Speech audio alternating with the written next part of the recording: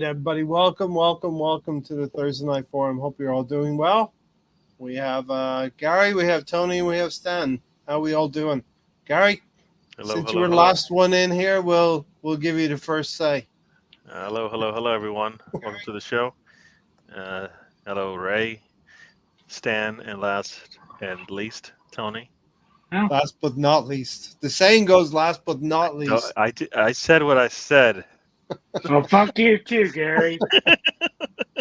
And he meant it, Welcome. Tony. All right. Yeah, no, I'm glad to be here. We get to talk some Arsenal. Yep. Yeah, I assume you guys hopefully saw some of the Champions League, or maybe you didn't and you fell asleep. So there's no difference. Yeah, listen, there's times when I'm thankful that due to the time zone, I'm at work when Arsenal play because by all accounts, that was 90 minutes plus 10 minutes, maybe, that I would never have gotten back in my life. And, this prompts me to put the title down the bottom, Football Saturation. But we'll get into it as we go along. A nil-nil draw with Arsenal, and looking at the highlights as I did, that's the best we could do was a nil-nil draw, but Gabriel Martinelli had a chance near the end. Might have been offside, but I'd like to be talking about him scoring a goal and then deciding whether it's offside or not. Stan, how are you?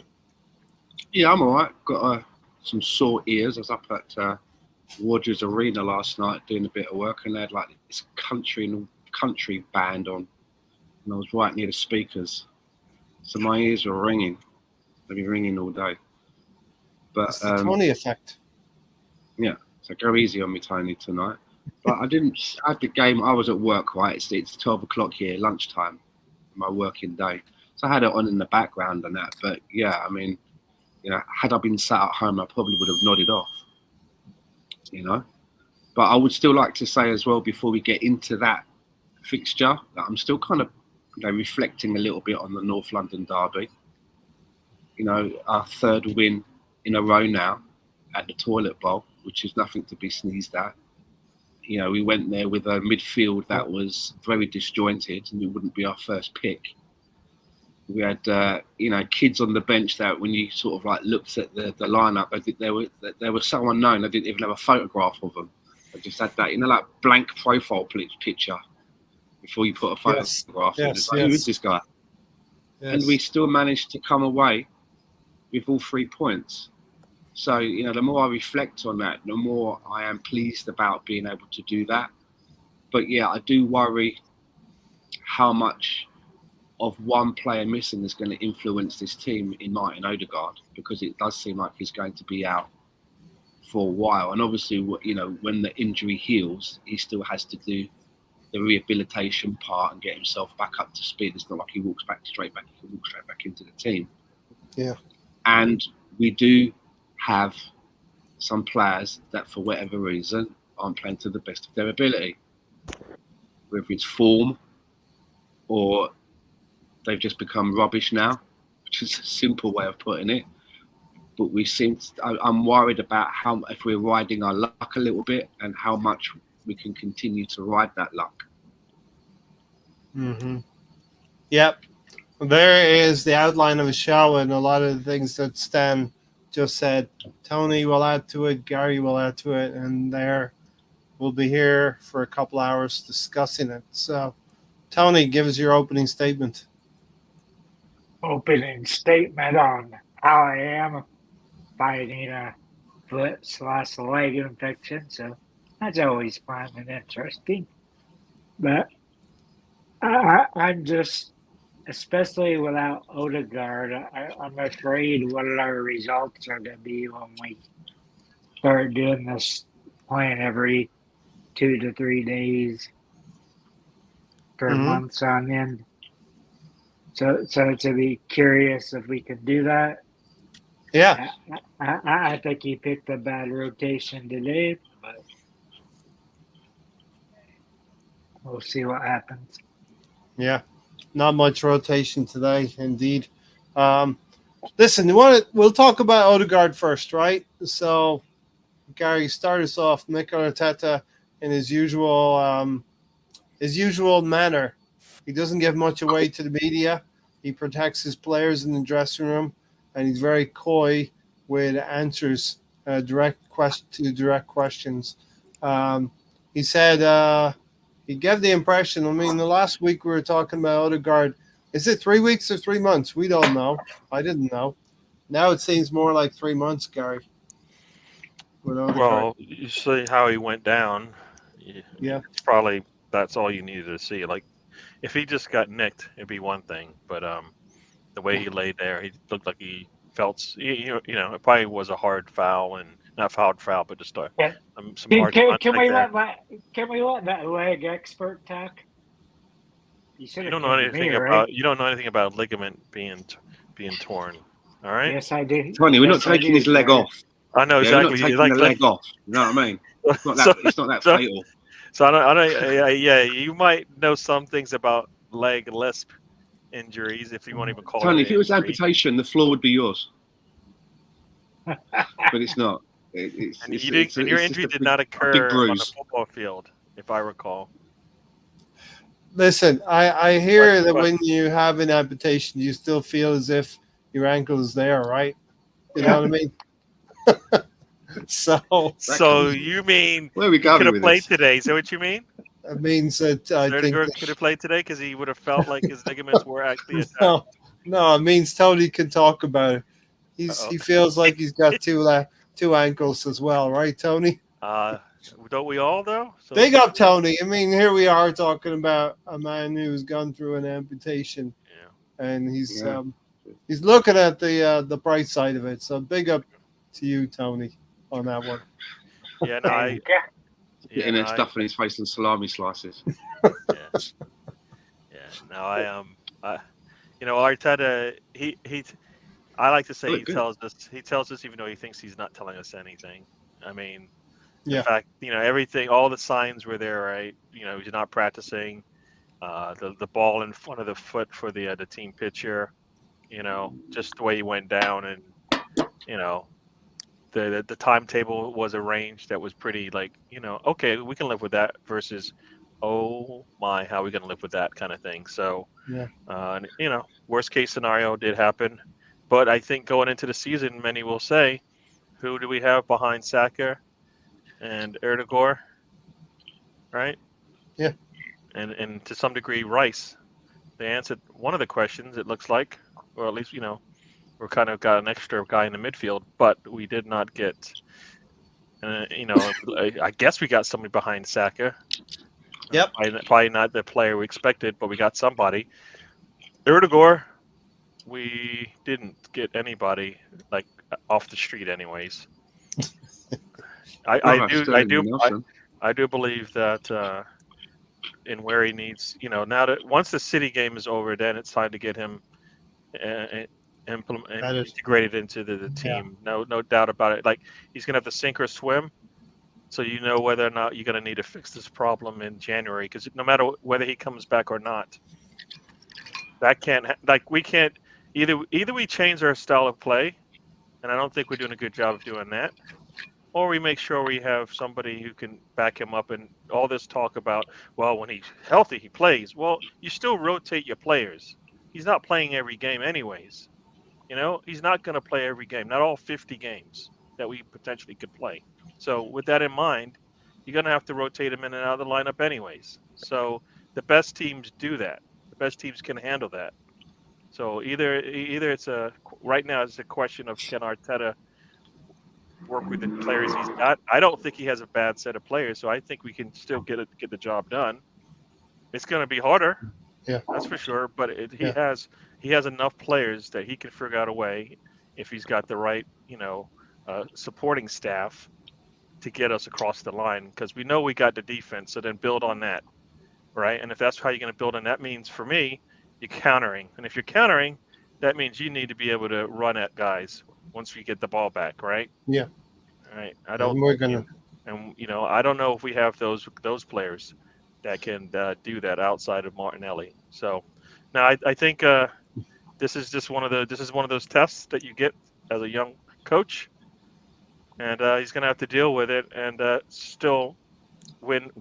He's going to have to still win. There's no excuses. Well, we had injuries. That's not going to work. Not No. anymore. This is your Nope. squad. You decided to go with the depth that you went with. You're going to have to live with it because that's what you planned for as a coach. You planned for the worst situation. So we shall see. But yeah, that's my bit on Yeah. on. Yeah, we shall see. We're going to need to have creative players in the position where Odegaard plays to be the replacement. There is no absolute direct replacement. We knew No. that going into the season. We gambled in many respects for Odegaard to play 90% of the minutes and Waneri to take up that 10%. And that's the way I see it. Now we're going to have to move a player like a Trossard, Havertz, or Sterling into that position in order to play. But it's going to be by committee. And Odegaard, as we've mentioned before, is the leader of the press. And it's going to look a little bit different for us up front. And, last season we scored a lot of goals through a lot of different players. And Odegaard was probably orchestrating a lot of those chances as well. We're going to have to see what that looks like with this Arsenal team now. And I'm estimating about 15 more matches till December 3rd. I'm going to put him down for that Manchester United home game in December. But that's basically 8 weeks from now, something like that. But yeah, Stan, you want to jump in on Odegaard? Yeah, first thing I want to say is hello to Aguna Matata. But you need to clarify on your message. You're saying, hi, Stan, out is a must. Who out? Me out? I know. Out? Who out? I don't understand the question. But yeah. Stand out. He said, hi, stand out is a must. Yeah, that's the way. You thought he was your friend. We fear. That means something totally different in his language than you think it means in your language. Okay, right. Okay. Stan. Is that Stan on the? It's all about punctuation, isn't it? And the owner is the Stan on Arsenal Fan Circle. The owner, come on. It's all about punctuation. It's not you. I thought it's not hi, you. Stan. Well, Gunnar Matata, I mean, it wasn't. It was hi. Right? Stand out is that. Stan Kroenke. I like that. Stan Kroenke does not know really where you London can only please is. some of the people some of the time. It's Josh. Oh, the owner. It's come back. The owner. Indeed. But with Martin Odegaard, I agree. I mean, we don't have a direct replacement. You'd have to buy one, and it's very hard to even find a player. He's a very unique player, but it's that creativity that we seem to be lacking, right? Unless we move. Even though like puzzles, we have the picture, and you've got that one square that's missing. You've got to keep moving them around to try and get the picture to look what it is. It's like a bit of plastic. It's like we're doing that at the minute. Lenticular. And even today, when we kind of played with, even on paper, it looked like Havertz was back. He was kind of playing in and around as a second striker with Gabriel Jesus, but it just didn't click, did it? I don't know what it is. I mean, as we've said, yeah, Havertz is, he's doing good things. He's chipping in with goals. He did get quite a lot last season. But we've spoken about it. He's not prolific with it. Do you know what I mean? It is streaky. There's no braces in there, let alone a hat trick. Or consecutive games. Yeah, it's hard to put your bet on when he's going to score. And Gabriel Jesus, okay. There's an argument that you can say, well, players need a run of games to get into the rhythm, but he's been around the block for a while, and even when he does seem to have a rhythm of games, there still seems to be a low output. And I think it's hurt. I think it's, well, I'm trying to be kind, right? Because I don't have a beef with the player because he's a hard worker. But at the end of the day, if you're labelled a striker, that means that goals is part of your game, right? And it seems to be lacking in that, man, big time. And I always felt. And I think even BX, I think it was like going back to near the beginning of the season when Havertz was misfiring. When the jury was out, we were saying like Havertz and Jesus as a two. We'd like to see how that would work. It might be able to benefit both of them. So I don't know whether it's something that we need to try again. But even though I didn't see a lot of the game because I was working, Gabriel Jesus just looks like I'm not sure what's going on there. He's supposed to be very fit at the moment as well, right? I know he's just come back from an injury, but pre-season and everything, he looked like he was, working hard and stuff. So I don't know what the deal is. Same with Thomas Partey, but I suppose we can come to him a little bit later. But we just look a little bit toothless in the attacking part of the game, and then we've still got problems with Martinelli. And it seems like if Saka doesn't score, and he can't bank on him to score every game, right? But if he doesn't score, then you're kind of looking a little bit like who's going to pick up the slack. Looking around, there is no one where you're like, oh, he scored again. Oh, he scored. You know what I mean? Where's that player that's repetitively scoring?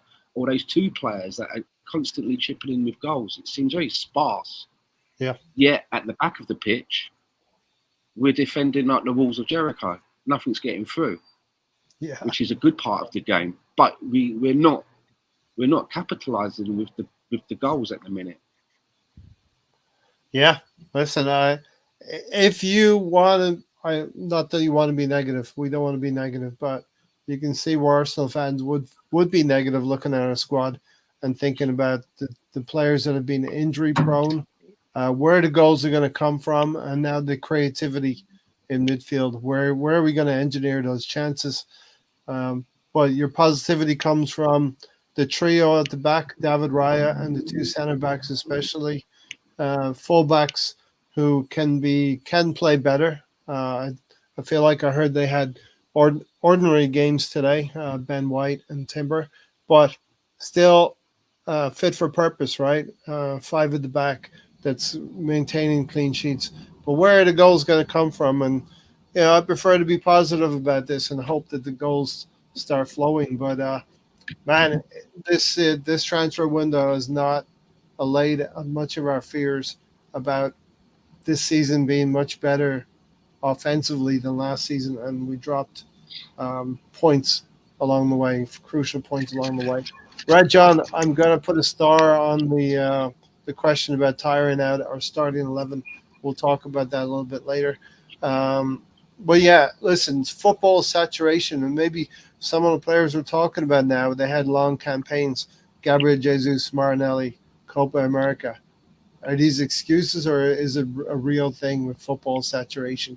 There's been too many games played, and I feel like some of these players are just mailing it in a little bit and taking the point away from home.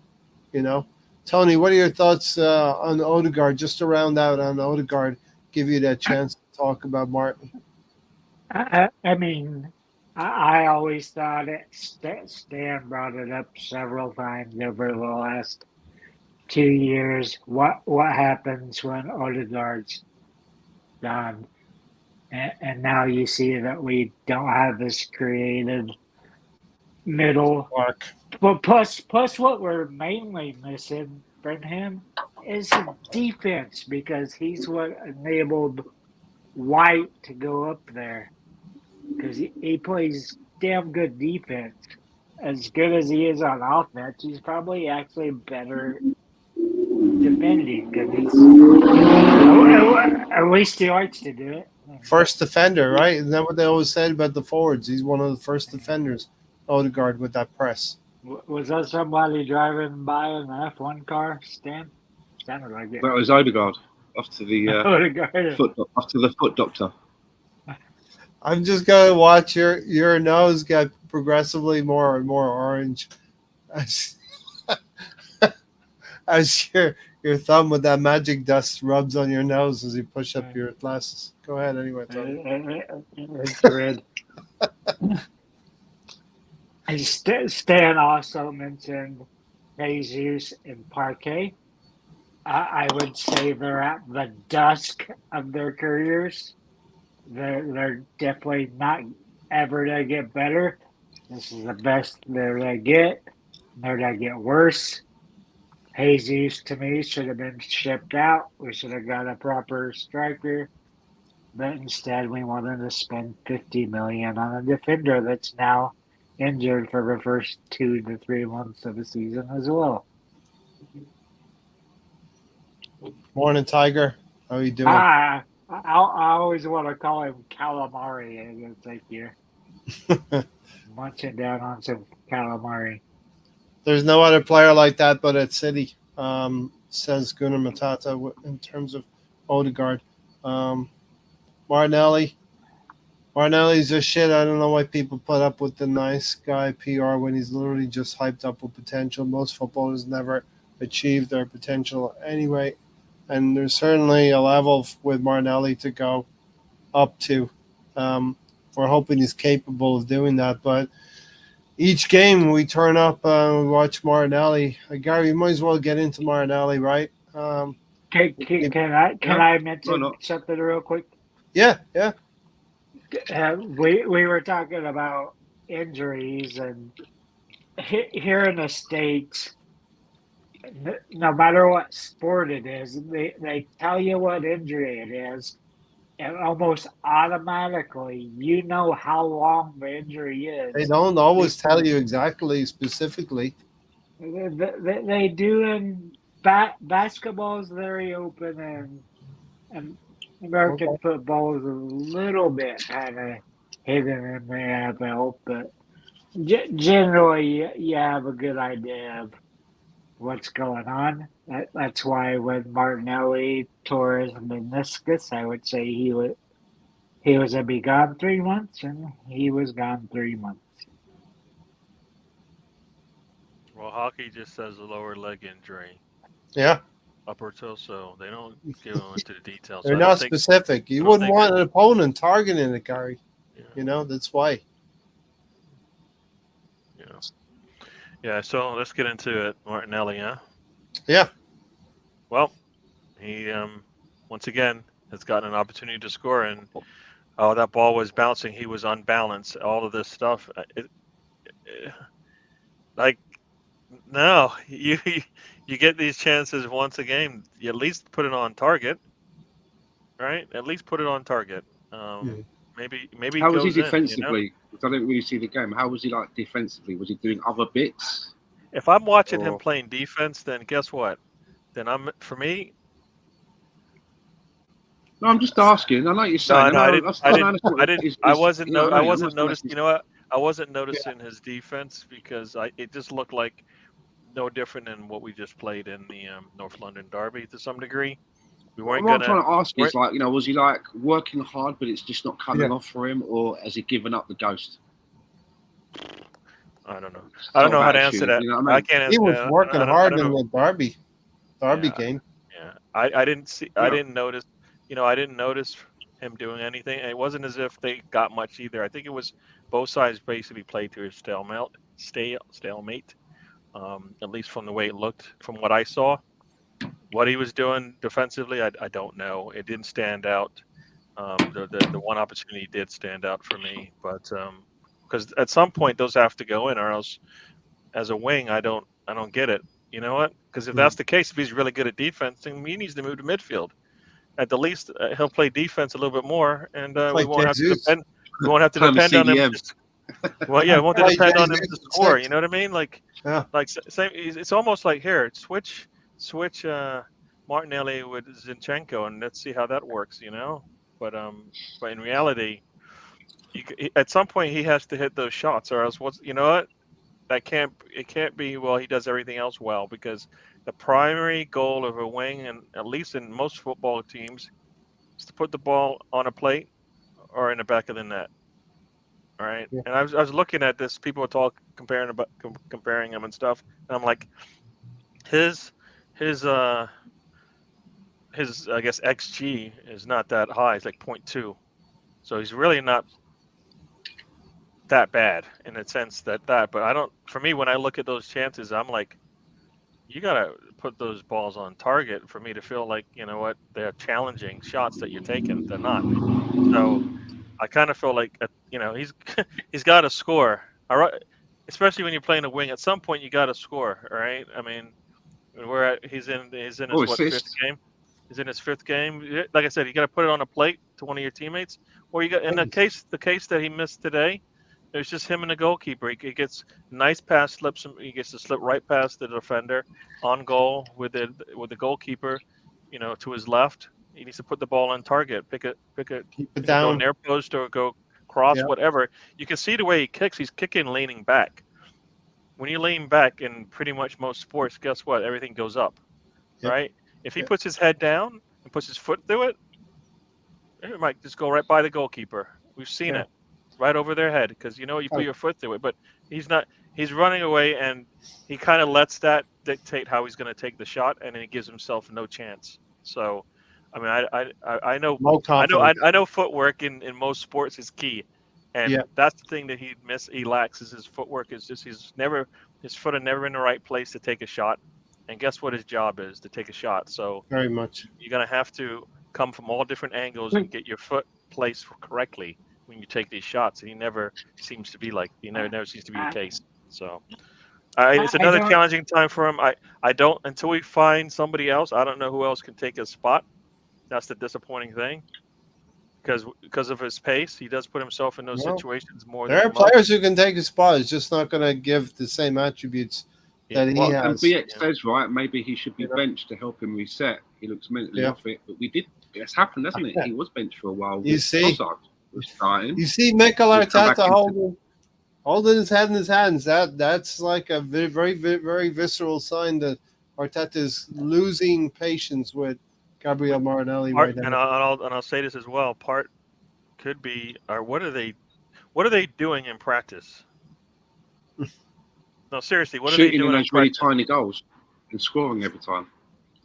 Like for me, he Seen the should videos. be shooting so many times a day his legs hurt, right? And then he rests because that's the one thing that he Goals are needs. too Like it big. does, and it can't be I'm tired anymore, right? Because you know that's how it's going to be. So you practice the way you play, right? You practice the way you play. So if you know you're going to be tired when you come off and you take that shot, guess what? You just run up and down the field taking shots from, because when you get Yeah. after running down the Let me, field, you're a little tired. Take the shot, and every Let time me, it needs to be crisp. Let me get through a few quick comments here. I know Tony was itching to get back in. Hold on a second, Tony. Red John said Martinelli takes bad corners, isn't physically strong on duels like Havertz, not clinical, isn't even quick like he used to be post-injury. Good and Matata, we look good, yes, and Arteta needs help with the owner here. He don't care. Well, we can talk about that a little bit. There's a reason Arteta wanted Mudryk because he knew Martinelli's trash. Maybe Can I Martinelli. just say that comment? Well, let's That not lie comment now. and Red John follows it up later on saying, "Why did Arteta want Mudryk? He saw Martinelli was shit 2 years ago. I think he was planning on moving Martinelli on had he secured Mudryk." Was that in his thinking, do you think? Because, Mudryk is an all-out left-hand player. Was there... I would think that he's planning to move would that Martinelli on had he secured do Mudryk. you think he was planning at that No, time to I move don't him on, think or so. was it just... No, Well, I don't think so. so. I think we're putting two and two together now. He Well, isn't he would have. post Well, injury. you wouldn't spend you would have been spending at least 70 million on Mudryk, right? We put a was bid in, didn't we? 70 decent more amount. than that, maybe. Yeah. So then, what is he coming in to be behind Martinelli? Yeah, I would have Yeah, I'm getting thought so. Yeah, Really? because You're going to spend 75 pivoted- million on someone to Well, be a backup? we pivoted to Trossard in that That's a bit situation. flagrant, isn't it? Trossard was That's a bit Real Madrid. You're talking about 2 seasons ago where we ran past the entire Chelsea team from the halfway line. And that's where sometimes this player relies on his pace to get through. When he's in moments where he has to decide and think about what he wants to do, that's the situation with Martinelli. We need to... Hang on, and needs to be BX more says Martinelli is showing. effective. He says Martinelli is showing he can do a good job. We have to get him back to his best form. What else can we do? He's starting. He's in a team that has been fighting for the Premier League. He's in the Champions League. I mean, he's had opportunities to come out of the team and be on the bench, and have Physical Trossard form. starting ahead of him. He has What a much more can we better. do to get him into his best form? He has Do you know what I mean? has a much better defender behind him now, so we don't have to hear that nonsense. Mhm. Which shouldn't be a factor if you're. Maybe he's plateaued. Shouldn't I said it matter. before. Maybe he's plateaued. I mean, he did. He came from lower leagues in Brazil, right? It wasn't like he was coming from the Brazil top league. He came from a lower league, and he's excelled. He's leapfrogged on and doing a lot more than someone else from those leagues would ever get to. Is there a possibility though, that he may have plateaued? I've heard that before. I heard that before, and I listened to that and I thought, I don't know. I'm not saying he has, but I'm saying, is there an argument for that? Do you know what I mean? Maybe he's plateaued already. Tony? I think he Reached his has. zenith. Ray knows because I put him on the auction block a while ago. I said 50 million, you can go bye-bye, and I don't think we'd be missing nothing. And if you took him away now, I don't think you're missing much because you still have Trossard that can play there. If you need to, you can play Jesus there, which Jesus should probably be on one of the wings instead of whatever he's doing in the midfield. And like I said, he's at his sunset. And Martinelli at this age, I said it many times, I think this is a make or break year for him. And I kind of wish Jurgen Klopp was somewhere to pick him up since he fancies him so much. Don't go down that road.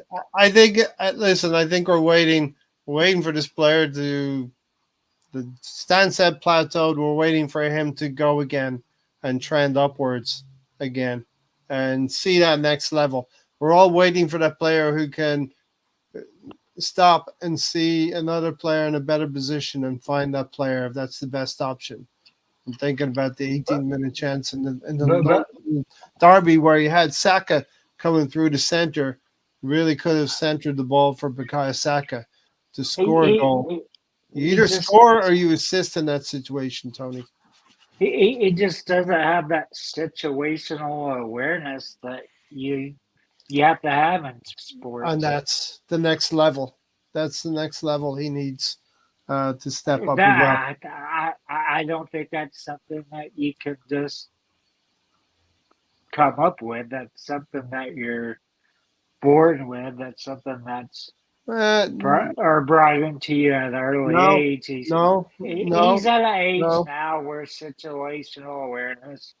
No, that's where you are coached and told, here's the situation, and the tape is stopped, and there's arrows put on the screen saying, if you stop and turn inside and lift your head up and look, you have options for players that you can find. What's going on here? Why is your head down so much? And why, okay, we want you to drive to the byline, but at some point you have to look up and see your players that are looking and screaming for a pass in certain situations. And I think he's young enough yet at the age that he is, Tony, that he can still learn more things in this game and become better. That was over 2 years ago, right? He should be able to improve. Players always improve, don't they? But the thing is that when you play at a team like Arsenal, for example, you have a short window. You've got to pick this. You've got to start picking that shit up quickly, because if you take too long, then they'll find someone else that can do it. So the ball's in his court. He knows what's required, and I would agree, Ray, that what you're saying about the video tape. I would suggest that he's already had that. From very early when he came to the club, I'd imagine he'd start having that sort of stuff done. So if he's not getting it, he's got a short window to prove to the coaches that he's able to take this on, improve his game, and follow that. Otherwise, we could sell him, and maybe he'll get it when he's 26 somewhere else, but it'd be too late at Arsenal. Do you know what I mean? We need someone who can do that shit now. Yeah, definitely. They showed us all that stuff in All or Nothing, so they definitely use video, replay with the players. So you would assume that play with Saka, where you're like, basically, what were you thinking at this point in the game? And I feel like he has no clue what he was thinking at that time. He was a man who didn't want to shoot, didn't want to pass, and I'm like, you got to pick one. And you know what I always say? No. You can't talk for me, because you know what? You're not me. Let me talk for me. All right. Let me talk for me. Tony, No, why but not to Tony. our audience? Only no, but essentially take what the defense gives you, and they give him the shot every time, and he doesn't look like he wants to take it. So that's confidence for me. All right, Yeah. that's confidence. It's not Yeah. even. It's nothing else. If you're confident about it, you're gonna stick your foot through the ball and hit it through the back of the net. Right. That's how the shots go. Especially the way that he's running at the goal. There's no reason why the goalkeeper's hands aren't stinging when he takes the shot. Hmm. You know what I mean? Like if he's All right. off, I'll take it. But he's not even. He's off and the ball's just floating. You know what I mean? Like it's nothing definitive about that attempt Yeah. to take a shot. So it's a BX confidence thing Gunner, for him right now. you're definitely right, Gary. It's confidence and mentally speaking, he's off it. BX Gunner says, truthfully, Martinelli looks mentally off it. Maybe being benched could help him reset. I think Arteta's Tried got that. to do that. He, We're losing. he was he We're was losing benched at goals the and end of last opportunities. season, and he hasn't When helped will him, hasn't he? when will be the day we talk about what we want to win and test? Everyone's always I mean, talking hold about on. I mean, the owner's got to say. Martinelli didn't go on international duty. What does it mean when you say someone is mentally off it? What is he just? He was mentally with the fatigued? Copa. He went Was he? on the Did he Copa play? America. I mean, No, he I don't. maybe I he don't. I didn't just. play much, but he went. I just think that. You know? I just think he's got it all on the plate there for him. You know, he's got the number 11 shirt. He could be a starter at Arsenal. Well, He's in a team that's not scrapping for relegation. They're in the Champions League. He's getting picked. He's coming off the bench. Even when he's not picked, he's still in the team. You know, he's in a good environment. They've got underfloor heating. You know, Yeah. I'm trying to work out like the seats. what's the problem. It's not like he's come from another team and there's a lot of pressure on him and he doesn't know everybody yet, and there's a lot of pressure on him because he's been bought for X amount and he wants to live up to it. He's been with us for a little while now. He's he's sort of an older head, right? In a way, you know, he was kind of really friends with Teabag, who was mentoring him and had him under his wing. So I'd understand, you know, what's his problem? What's the deal? Listen, I'm trying to understand. I'm trying to get into someone's head. I'm trying to think. I think there's a lot of football. There's a lot of football being played. We had summer championships. We had preseason, and now we're into the Premier League. And right. Declan Rice, Havertz, Bukayo Saka did not play well today either, and they went long and deep into the summer tournaments. Martinelli and Jesus did not play well. We're in what the fourth. What or fifth about game. Megalegs? Hold on a second. We're in fourth. Jesus didn't go away suffered. on international duty. He We're in doesn't the play well fourth or anyway. fifth game. And David Raya. Are you okay? Let me ask you. Are you saying that the reason why a lot of our players, Gabriel Jesus notwithstanding, because he's been a little bit injured and he didn't go on international duty, but the others that we're talking about, you're saying that they're not looking as sharp because you think they've been overplayed, not had enough rest in between the last season? I believe so for club and country. All right, Yeah. I just wanted to see what you're saying. We're relying on David Raya and our two central defenders to, as Gary said and you said, Stan, they're really, really tight at the back. But if we don't score a goal, what's the best we can do? 0-0. You know, and that's what we got. I do find it worrying when you're looking at man of the match for like maybe a snapshot of 3 games, and when you're sort of looking at who could be the man of the match, your goalkeeper is a big nominee. That tells me that you've had problems. Do you know what I mean? Like the goalkeepers have to like. Yeah. Now you know look, what I mean? Like save your bacon a bit. Yeah, but golden definitely- triangle back there. Then we definitely upgraded from Aaron Ramsdale, and David Raya. I mean, again, Aston Villa double save against Ollie Watkins today. Double save from a penalty. This goalkeeper, he's been maligned by some of the Arsenal group, Arsenal fan base, but he has stepped up and gone. He's gone up a little level, right? David Raya has just gone up a notch in his play now. Hasn't he stayed there, Ray? Because what was that? What happened? That was a praying mantis that just flew into my face. A praying mantis. Yeah. Are they? Do you have one as a pet? No, he was on the kitchen window and he decided he wanted some He wanted one Doritos of as your well. chips. That's what he wanted. Some Doritos. That's what he wanted. He's gonna eat your thumb now. Only You got only the here on dust all Arsenal over your Fan Circle thumb. where you get attacked by insects. I mean, That does happen too often. Yeah, But but Yeah. David Raya has gone up again. Another notch, Gary. has he, right? Yeah, I believe so. what more do you want from him, What do Tony? you exactly? What more do you want him to do?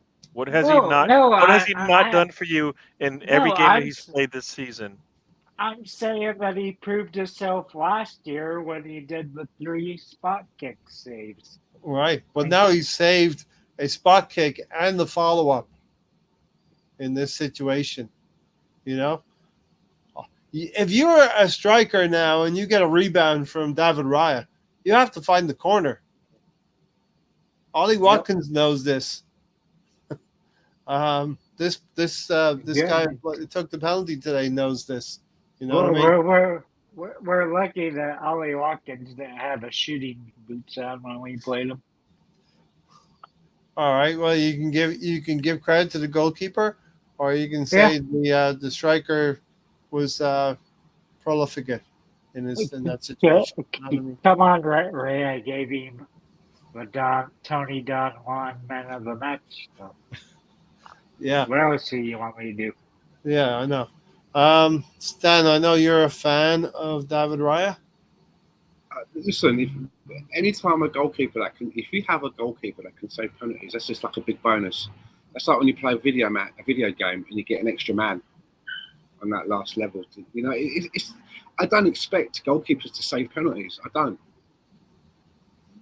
expect them to. If they do it, for me, it's a bonus. And for the striker taking the penalty, I always expect them to at least get it on target. Mm-hmm. So if you've got a goalkeeper that can save penalties, man, that's just like gold dust. And he's proven that he's a good shot stopper. Hold on, Tom. Done 2 in that shootout, didn't he? 2 in the shootout with the pressure.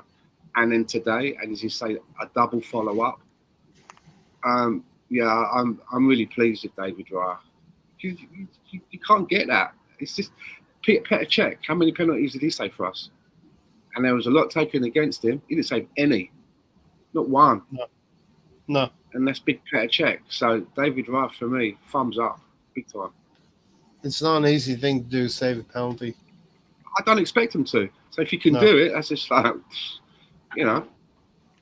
that's like for me, that's like watching a magic trick. It's like, well done. How'd you do that? But Stan, are you like me? You're just satisfied if a goalkeeper guides in the right direction and maybe gets a finger on it. He doesn't stop it, but he saves it. He saves them.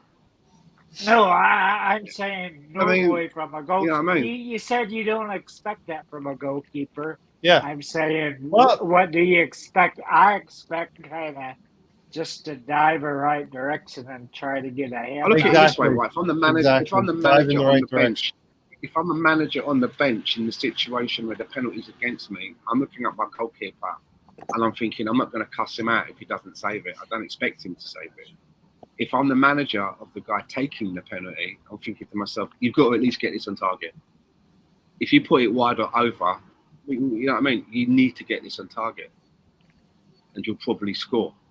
So for the goalkeeper to save a penalty, I'm just like doing backflips. I'm not even asking you to do that. I don't expect it. I think it's a very difficult thing. Do you know what I mean? It's nice if you can do it. And he's shown that he can do it. He can pull it out of the bag and he can do it. So that just gives you, like, for me, like, your attributes, reasons why I want to keep hold of that guy. Because you don't see many keepers that can do it. It's a penalty, it's a goal. David Raya, you're watching it, you're thinking, he can keep this out. Keep this out. As Tony said, he can save this. You actually believe it. You're like, he can save this because you've seen it happen. What you want from your goalkeeper? You do a penalty, you think, I better get up now, put the kettle on, into the cat tray, and I can I'm not What you considered want from your score. goalkeeper is to read the body shape of the player that's taking the penalty. Try to read where he's going. Sometimes it can be disguised, right? The player can pull it left or right away from where they're shaping to. But you want your goalkeeper to try and get a beat on where the ball is going to go, which side of the goal first is going to go, and then you got to try and get your hands to it, get something to it, and it's not easy to stand there. But now, David Raya, we have a goalkeeper who can do something in penalty shootouts, can do something when a penalty is given against us. Um, Partey was done quite badly for the penalty. Um, Lack of pace in that situation. Um, Player going past him and kind of a clumsy tackle. I think it was just inside the box. Martinelli played football to be rich, and now he's rich. He doesn't have the drive man. His potential was world class at a young age, but he's not coming back. I think he's still got that drive. I think he wants to improve, and he needs to listen to the coaches. I believe the coaches have to be working with him. If they're not, it's a dereliction of duties. Of course, they have Ray, but I think he's reached his zenith. I mean that, like I said, he lacks that situational awareness, and I just don't think he's getting that from the coaches telling him, "Hey, you should look here or there." It's instinct. It, in those Look, you can in have those type of instinct, in but those type all of the instinct positions. in the world is no good to you unless you can find that final pass because we're seeing it in front of our eyes right now. Yeah, Um, but what Martinelli always did his first season, he would always get it in the defensive third, turn on the jets, yeah. and fire the ball in there. Now we something that have said in the past that might affect Martinelli, and Gary can probably chime in on this as well, is that now we're more of a possession based team. It may be affecting his game more that we're not transitioning or counterattacking as quickly as he may be his talents. We're not playing to his talents essentially because it's a team based game and we are a possession based team, Gary. So he's punishing us when he takes those shots and misses those passes and dribbles to the end No, line. he's getting into position and he's not he doesn't have that confidence behind him. That's what I believe. But Back of Yeah, Martinelli. no, I think as you said, this is for me. This is a coaching thing. So the coaches are one, they've not instructed him correctly, not training him correctly, or they are just blind and not smart about whether or not to play him. If the man can't do what you want him to do, then you know what, you can't play him, right? That's what I think. I mean, if there are things he cannot do, like if he can only if he works hard, right? We talked about this with Lacazette. He works hard, but one of your primary roles is to score goals for us as well. hmm. If that doesn't happen, then you can't do your job, right? I mean, as you said, if Saka doesn't provide anything, then the team goes down the tubes. I don't, we had chances. We had two chances today. Saka got unlucky with his finish on the free kick, Shot. Hmm. right? Like that. When's the last time we had a free kick that the goalkeeper had to get their hand on to stop it? It's been a while, all right? Hmm. So, Saka usually stands up, to be counted, as people would say. But his teammates, they need to pull up their, they need to, it can't be a woe's me. Uh, Odegaard's out, so this is not going to work. No, somebody's got to do a little bit extra, right? Work a little bit harder, right? And that's definitely coming from the outside and the inside and everywhere. And So no, I Martinelli. When people talked about bringing in Nico Williams, everybody said, "What about Martinelli?" Well, if you're bringing in a Nico Williams, he's better than Martinelli. So why do you care, right? yeah, You're bringing in a Calafiori. Nobody's going, "Oh wait, what about Zinchenko?" We don't. Zinchenko We don't or care, right? Kivior. We want somebody better. We got somebody better. So there you go. Moreno comes in, that fixes another problem, right? So Mm. we're fine everywhere else, but up top for some reason, and this is even with Arteta, he doesn't seem like he wants to replace those players. Are you kidding me? Last season, the defense was never the issue. The attacking was. So how did we fix that? We didn't. We didn't. Like, you're telling me that the highest priority players were defensive-minded players first, and not offensive players. When the biggest problem you had was attacking, and yes, defense wins championships, but unless you score, the defense can't win you a championship. Unless the defense scores, which is what we have as well, the defense doesn't win you championships, right? If we Yeah. just draw games out, that gets us nowhere. That teams pull away from us, right? We're sitting now 2 points back of a top 8 spot, and 6, 7 goals from like being able to take the top of the table now in the Champions League. That's how far we're off right now. All right, 7 goal difference between us sitting, I don't know, in the middle of the pack. Yeah. That's That was that's what settled in that's what we're as we lacking. get And into everybody said don't bring 2 in or 3 games. Sane and all of this, and those are the type of players we need, right? Sterling can help us a little bit, but we need more. We always needed more. People But still every get building, this. every building needs a foundation, right? And maybe now I'd like to think that we have a solid defence, and I'd like to. I don't think that we should need to add any more to that. Maybe we're going to start moving in a direction now that's going to see us start adding to that attacking side. When it As was long as they don't definitely, I think leave. it's definitely been on their mind, hasn't it? As long You know, the as those links to defenders don't Sesko, the leave, Stan. Geraki's. If they stay, yes, but if they leave, you're back replenishing your defense again. And why will they stay? If we win something, that's the key, right? Yeah, and How many times can you how can keep you win coming something second? if you can't score? Yeah, I mean, it's hard to look at it right now. We're at this stage of the season. Okay, admittedly, we're in the middle of a 5-game stretch here, where we knew it was going to be difficult. We got points at Tottenham, we got points at Aston Villa.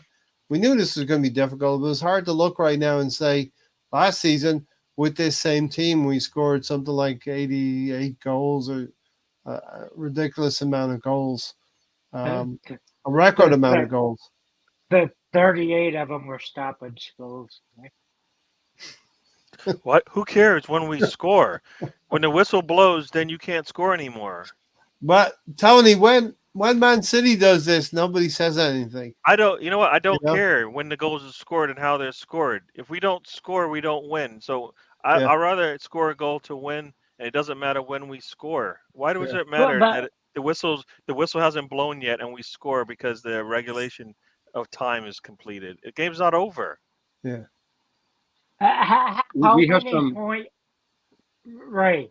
This is open to all of that.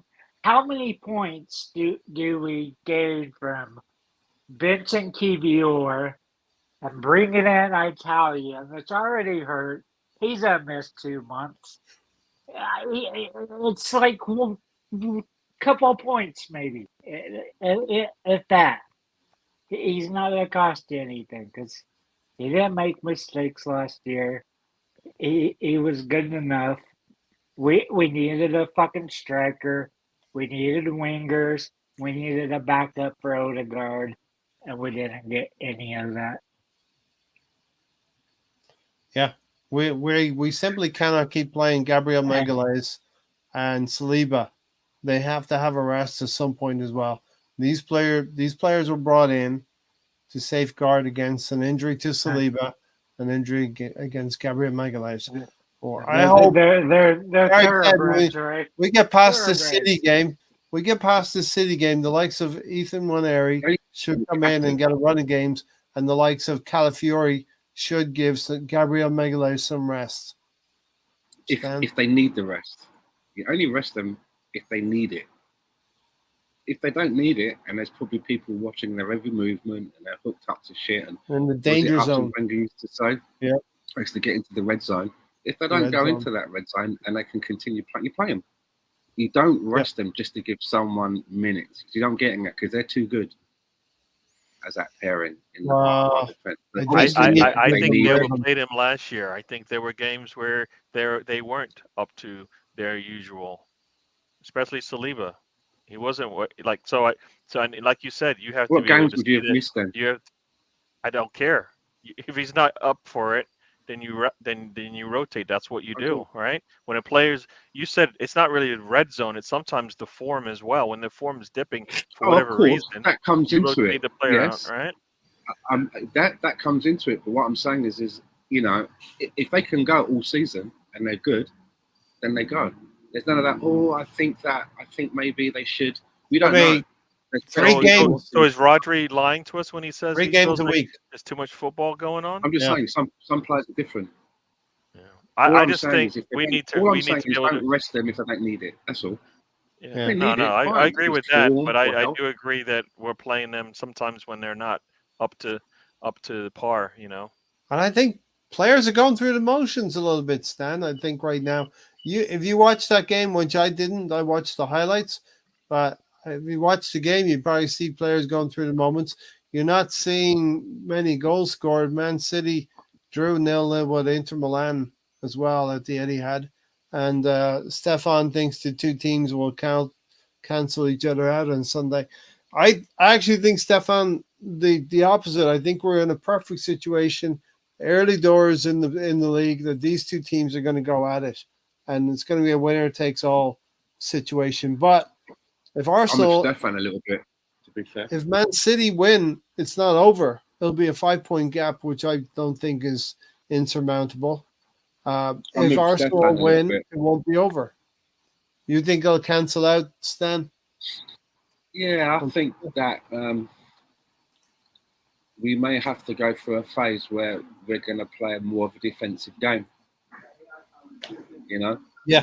And try to take chances when we can. I mean, for whatever reason, he's easing Sterling in. Someone mentioned that he looked a bit chubby, so maybe that he needs to work on fitness because he can. I think one of the reasons why he keeps sticking with Martinelli is that he does what Xhaka doesn't do. On the other side, you've got Xhaka who likes to come and cut in at the byline, or look for a cross, or cut in against too. Well, also Martinelli, he likes not the bar. I'm in the penalty box, the corner.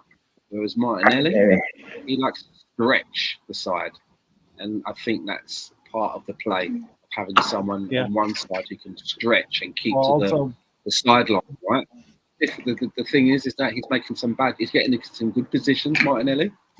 Stretching, good positions, but then for whatever reason, the final choice is wrong. Either he's not passing when he should, or he's taking a shot and the shots don't have anything on them. They're quite tepid. There's no force on the shots. The end product's not working for him. He likes what Martinelli gives defensively as well. I think that's also and it's defensively, and I think that's the edge that Martinelli gets over Trossard. Why he starts? Yeah, because of those reasons. Perceived work rate, but at some point, the end product has to overcome the work rate or perceived or work rate. For me, if that's for deal, then why don't you just move him to midfield, or you could have him playing as a fullback going forward? Martinelli. Saka did it. Martinelli can do it. See, I know it's already. That's what I said in the chat box. Watch, Tony's gonna say Martinelli's going left wing back. I told you, I knew it, man. The two of you are playing a game. You two are playing games down there. Alonso knows what he's going to say, and Tony just lays it up for you, Alonso. That's what she said. Look, we all know that Tony's wedded to 3 central defenders and wing backs. So whoever plays on the wing for Arsenal, in Tony's eyes, should be playing at wing back. That's it. Right? We know that he's wedded to that formation. So every wide player, therefore, should be playing at wing back. That's it. And he picks a goalkeeper. And he picks a goalkeeper and 9 outfield players. He did that last week. No, players. The best 12, right, Tony? Watch it back last Thursday. I have 58 minutes. Looking forward to the game on Sunday. Definitely. Anyone think about Sterling at attacking midfield? Yeah, definitely. We talked about it earlier as a replacement for Odegaard. You could have Sterling, you could have Havertz, one Airy or Trossard, and that's kind of how we're going to have to do it this season, and maybe switch formations around a little bit. Early I goal think they're would going to stick definitely with be that four, though. You know, with Rice and Partey or Jorginho in that sort of 4-4-2, and Havertz, you know, midfield with someone. You know, whether it's Sterling or a combination. Do you know what I mean? I think he's going to keep with that what we've seen since Yeah, Odegaard's been out. Maybe he different seems players will wedded come to in, it for now. but I Hey, think the Stan, would you formation. have Martinelli playing as a second striker? No, Okay, fair enough. no. I think Martinelli. For me, I think Martinelli is at his best when he's running with the ball on the wing, than waiting for the ball to come into him, maybe back to goal or something like that. That's more dangerous. problem. Problem with Martinelli is that he's a finisher, and he's not generally a player who can provide assists, and that's been backed up in his stats throughout the seasons. His best season was 15 goals and I think two or four assists, something like that in the Premier League. Although he does play in that position in my FIFA team, but that's FIFA, and he can do that That's redevelopment FIFA. shit. Gary, what's your thoughts on Declan Rice's return today? Uh, Subpar. I think this game, I'm going to say like pretty much the entire team outside of Rayo. Not good. Not good. Rice, I think, looked a little rusty, which I'm a little surprised by. Was he the deepest one, or was he playing further forward? Or? What number is he? 41, right? No, he's playing Yeah. pretty much just behind. He's playing just behind Partey in the middle, towards the middle of the pitch. I mean, Harris was playing just above them, so I'd have to think he was playing. Yeah. He was the anchor in midfield. I'd have to think, and Partey was that right side. I'm just going by the average position. Partey is right down in the last the middle, game, and Rice is just a little bit behind him ahead. off to the left. So, positional wise, Partey is down the middle a lot, and Rice maybe back to. It seemed like he backed him up a little bit, but no, I like I said, I don't. Like I said, what do they do in practice? I just kind of feel like, what are they doing in practice? Because it's like it doesn't look like they practice for anything specifically. The way like they would have known how this team would have come out to play, right? Every time we've gone out to play in Europe, teams play a certain way against us. Yeah, we had no answers, and we knew what the questions were. It's not this isn't a surprise to us what's going to happen out there. I mean, both teams seem to be okay to let the other one have control, and nobody wanted to actually put their foot down and maybe take it. I think then at the end of the day, having just seen the highlights myself, not the full game, I think the conclusion would be this was a point gained in the Champions League. There is a case out there that Atalanta are a decent team. They won the Europa League last year.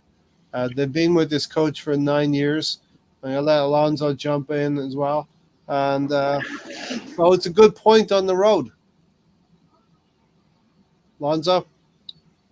I say so. I think after playing at their place, it's I wouldn't say a hostile environment, but they are Europa League winners. So I think it was it was a boring game. To see at most of the points of the game, we had our chances, they had their chances. So it was a very boring draw. But a point's always is always a good thing away.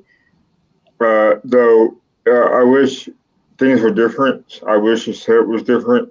Um, I criticize why Jesus was a captain when he hardly plays. I don't know. I just think that we should play better, or Arsenal should play better rather. I think the formation was kind of different. Also, granted, in regard to hurt, I get that, but I don't know. I thought we should have gotten a win out of it, but the way they play is more defensive. I think anytime you play a team in Italy, they're going to be more defensive and try to slow things down. And they got one on us, I guess. So I hope Arteta learns from this and just um, play our style. I think people were saying, well, you got a big game against City on Sunday, so we're saving up for that. But that's not that's a bad excuse. I just wish that sometimes you just go for it, and we didn't take enough chances. I think and it just kind of sucks we have injuries at the wrong places. Yeah, yeah. Injuries in the wrong places. Odegaard and Mikel Marino, especially. I mean, did we really do Coming any up. worse than say Man City, who are the best No, team in the world, or whatever? They no, played at it's home. still a draw at the You end look of at the the day. lineup that they had. They've got the machine that is Haaland. They were playing probably a better team than Atalanta, Yeah, and they got a 0-0.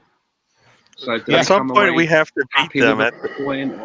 Or At some point we have to beat yeah, them. No, we can't be like, Yeah. well, they did all right, and we did all right. No, at some point, we got to do better than them. That's the only way we're going to catch them. Well, So I get the Sunday, Gary. thinking that Sunday. what, they got to draw, we got to draw, but at some point we're supposed to beat them, or else guess what? We'll be looking up at them again, and you know what? That's not going to work. So at some point we're going to have to overcome all these challenges in front of us, right? yeah. So when does that happen?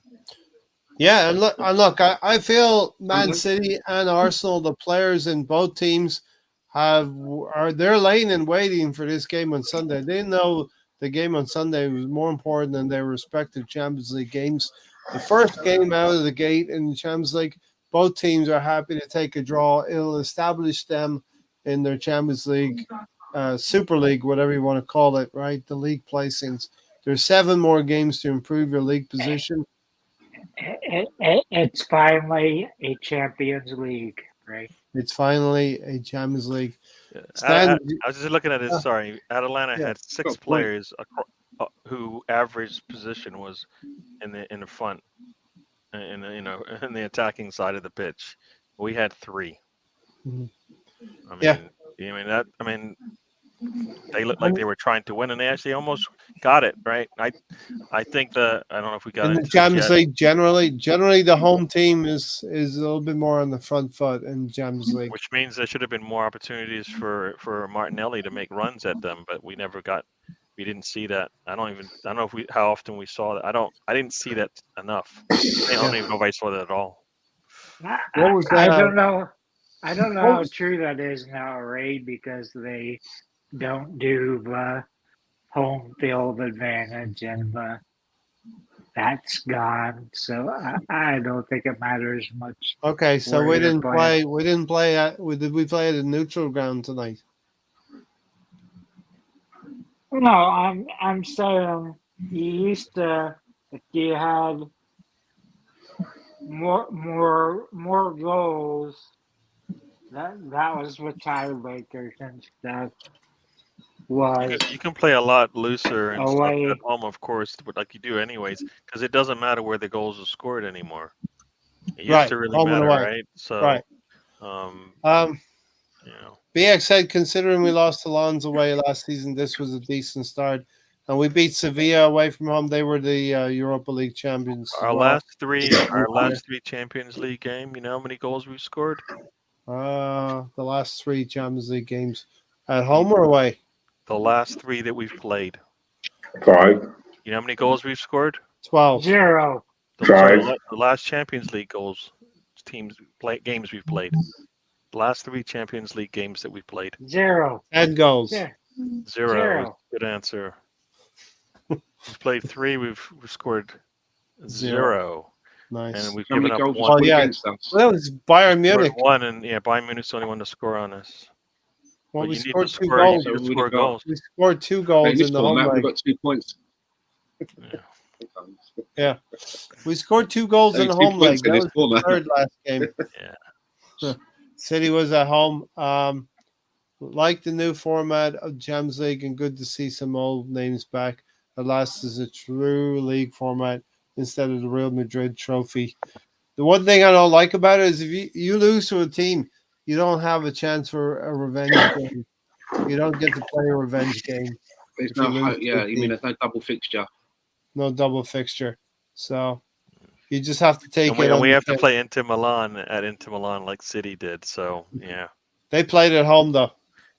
Same team, but they Oh, played at Inter home. Milan gets us at home. Sorry. Yeah, they get us at their home. Yeah, Arteta had one eye If on you're City. Inter Milan, you're probably thinking, "Fucking hell, what's going on? We've got to play Manchester City away and Arsenal away."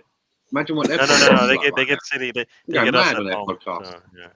on Later, Inter Milan later. fan circle. They're just going fucking crazy. The Inter Milan fan circle. How are you doing out there? Hope Yeah. you're well. We'll see you later this Yeah. season, maybe October, November, I sometime. bet I their don't- version of Tony. I bet their version of Tony is stuffing his face with fettuccine.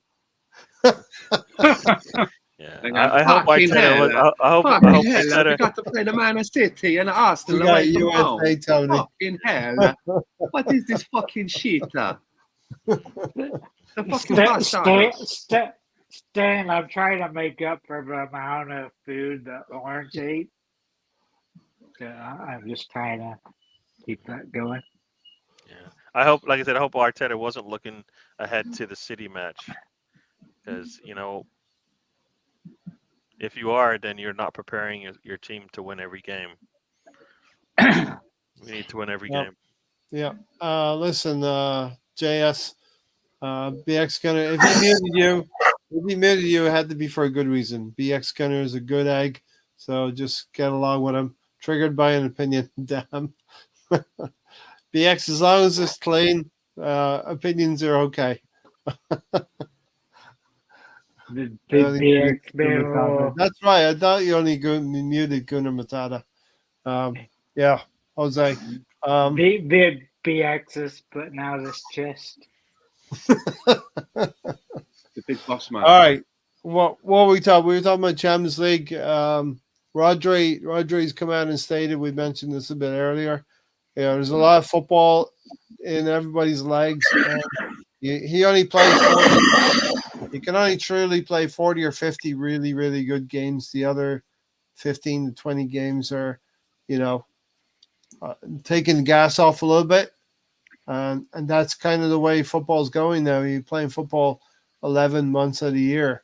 It's tough Also, to we're one of keep the only countries, I intensity. think, that has 2 cup games, right? We've got an FA Cup and a League Cup. Yeah, and I other think countries just have 1 cup game.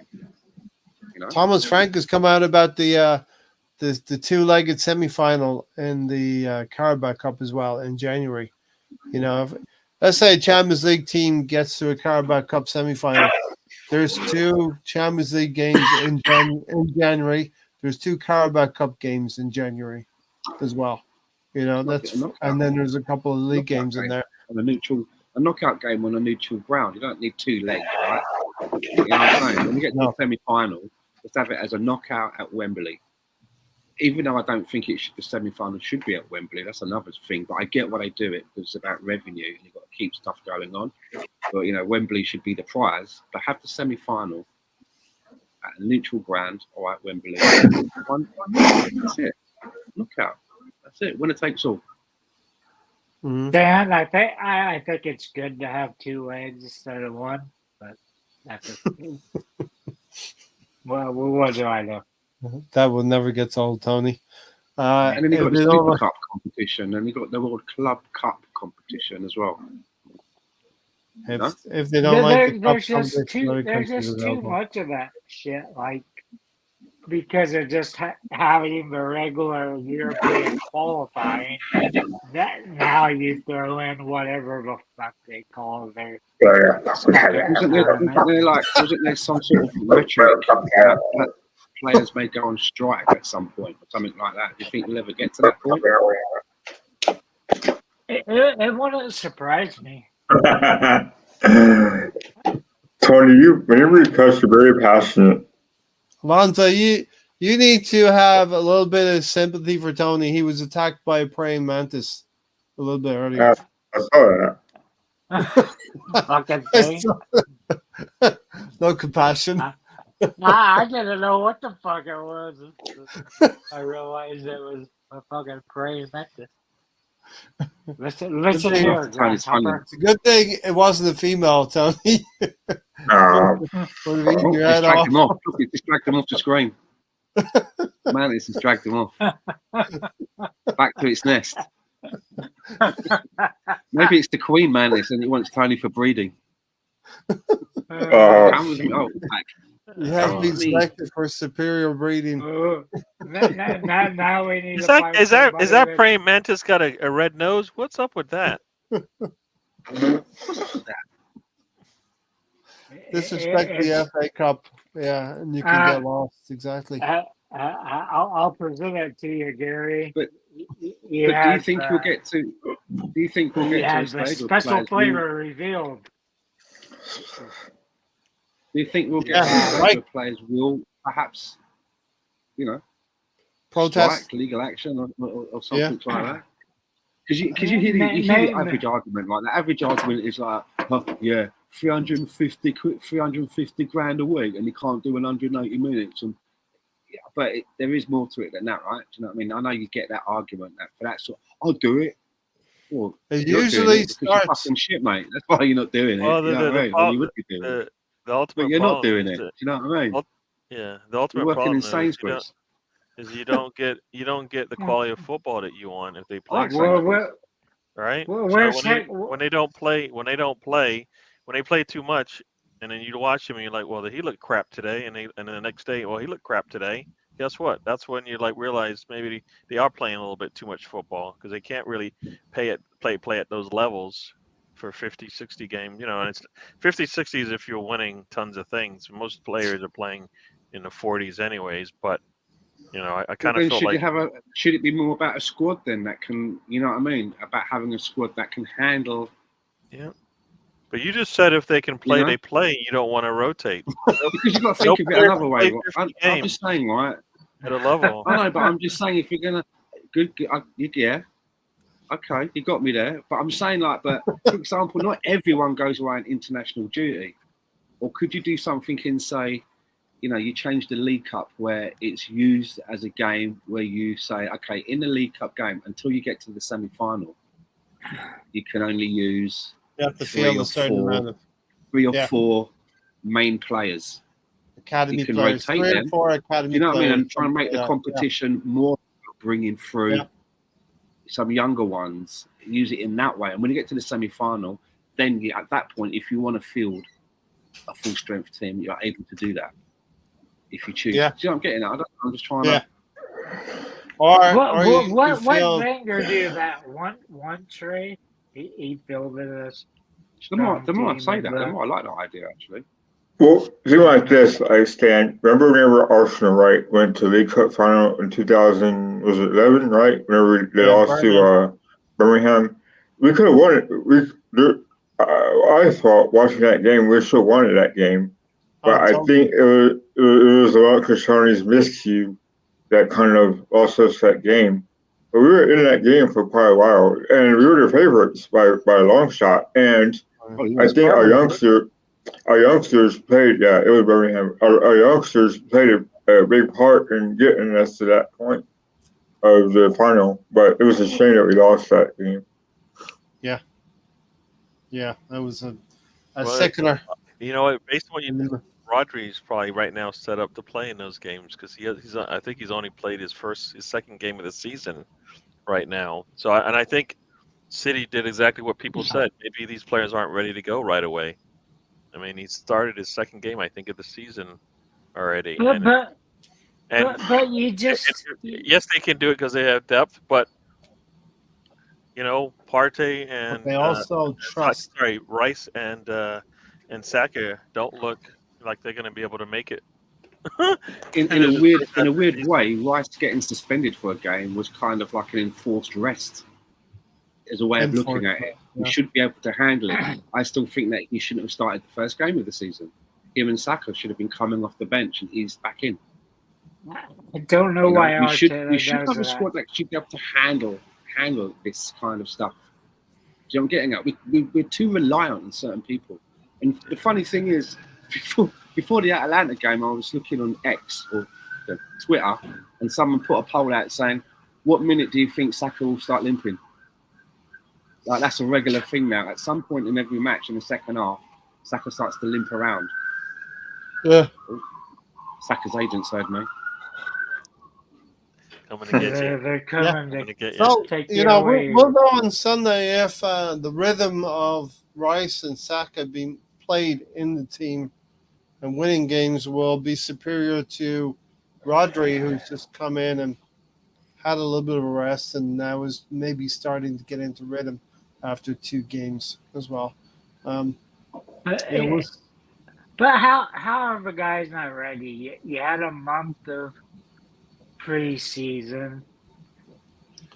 so Then they, they they didn't have much rest, Tony. That's the reason. You know what I mean? There's not much rest for the big players. They played the last game of their tournaments they were in. Yeah. So, Declan Rice and Bukayo Saka played meaningful minutes for England. I mean, Ray as a goalkeeper, he played in that game as well. for So you know, for a Raya. meaningless Raya. meaningless And then there's been that competition. home nations break just recently, right? That little international break. Players were playing in that home nations competition. It's been non-stop. Where Declan Rice Lee actually Lee admitted, Parsley was playing. Yeah, exactly. and Declan Rice actually admitted he's using these games as part of his preseason. Meaningful Premier League games are being used as part of his preseason as well. because when you don't have a preseason, you got to do what you got to do. And that right there, Stan, is why Arsenal's not doing what they need to for their players. If you know these players aren't ready to come in and start the season, because it's not like they weren't sitting around doing nothing. They were actually playing football, right?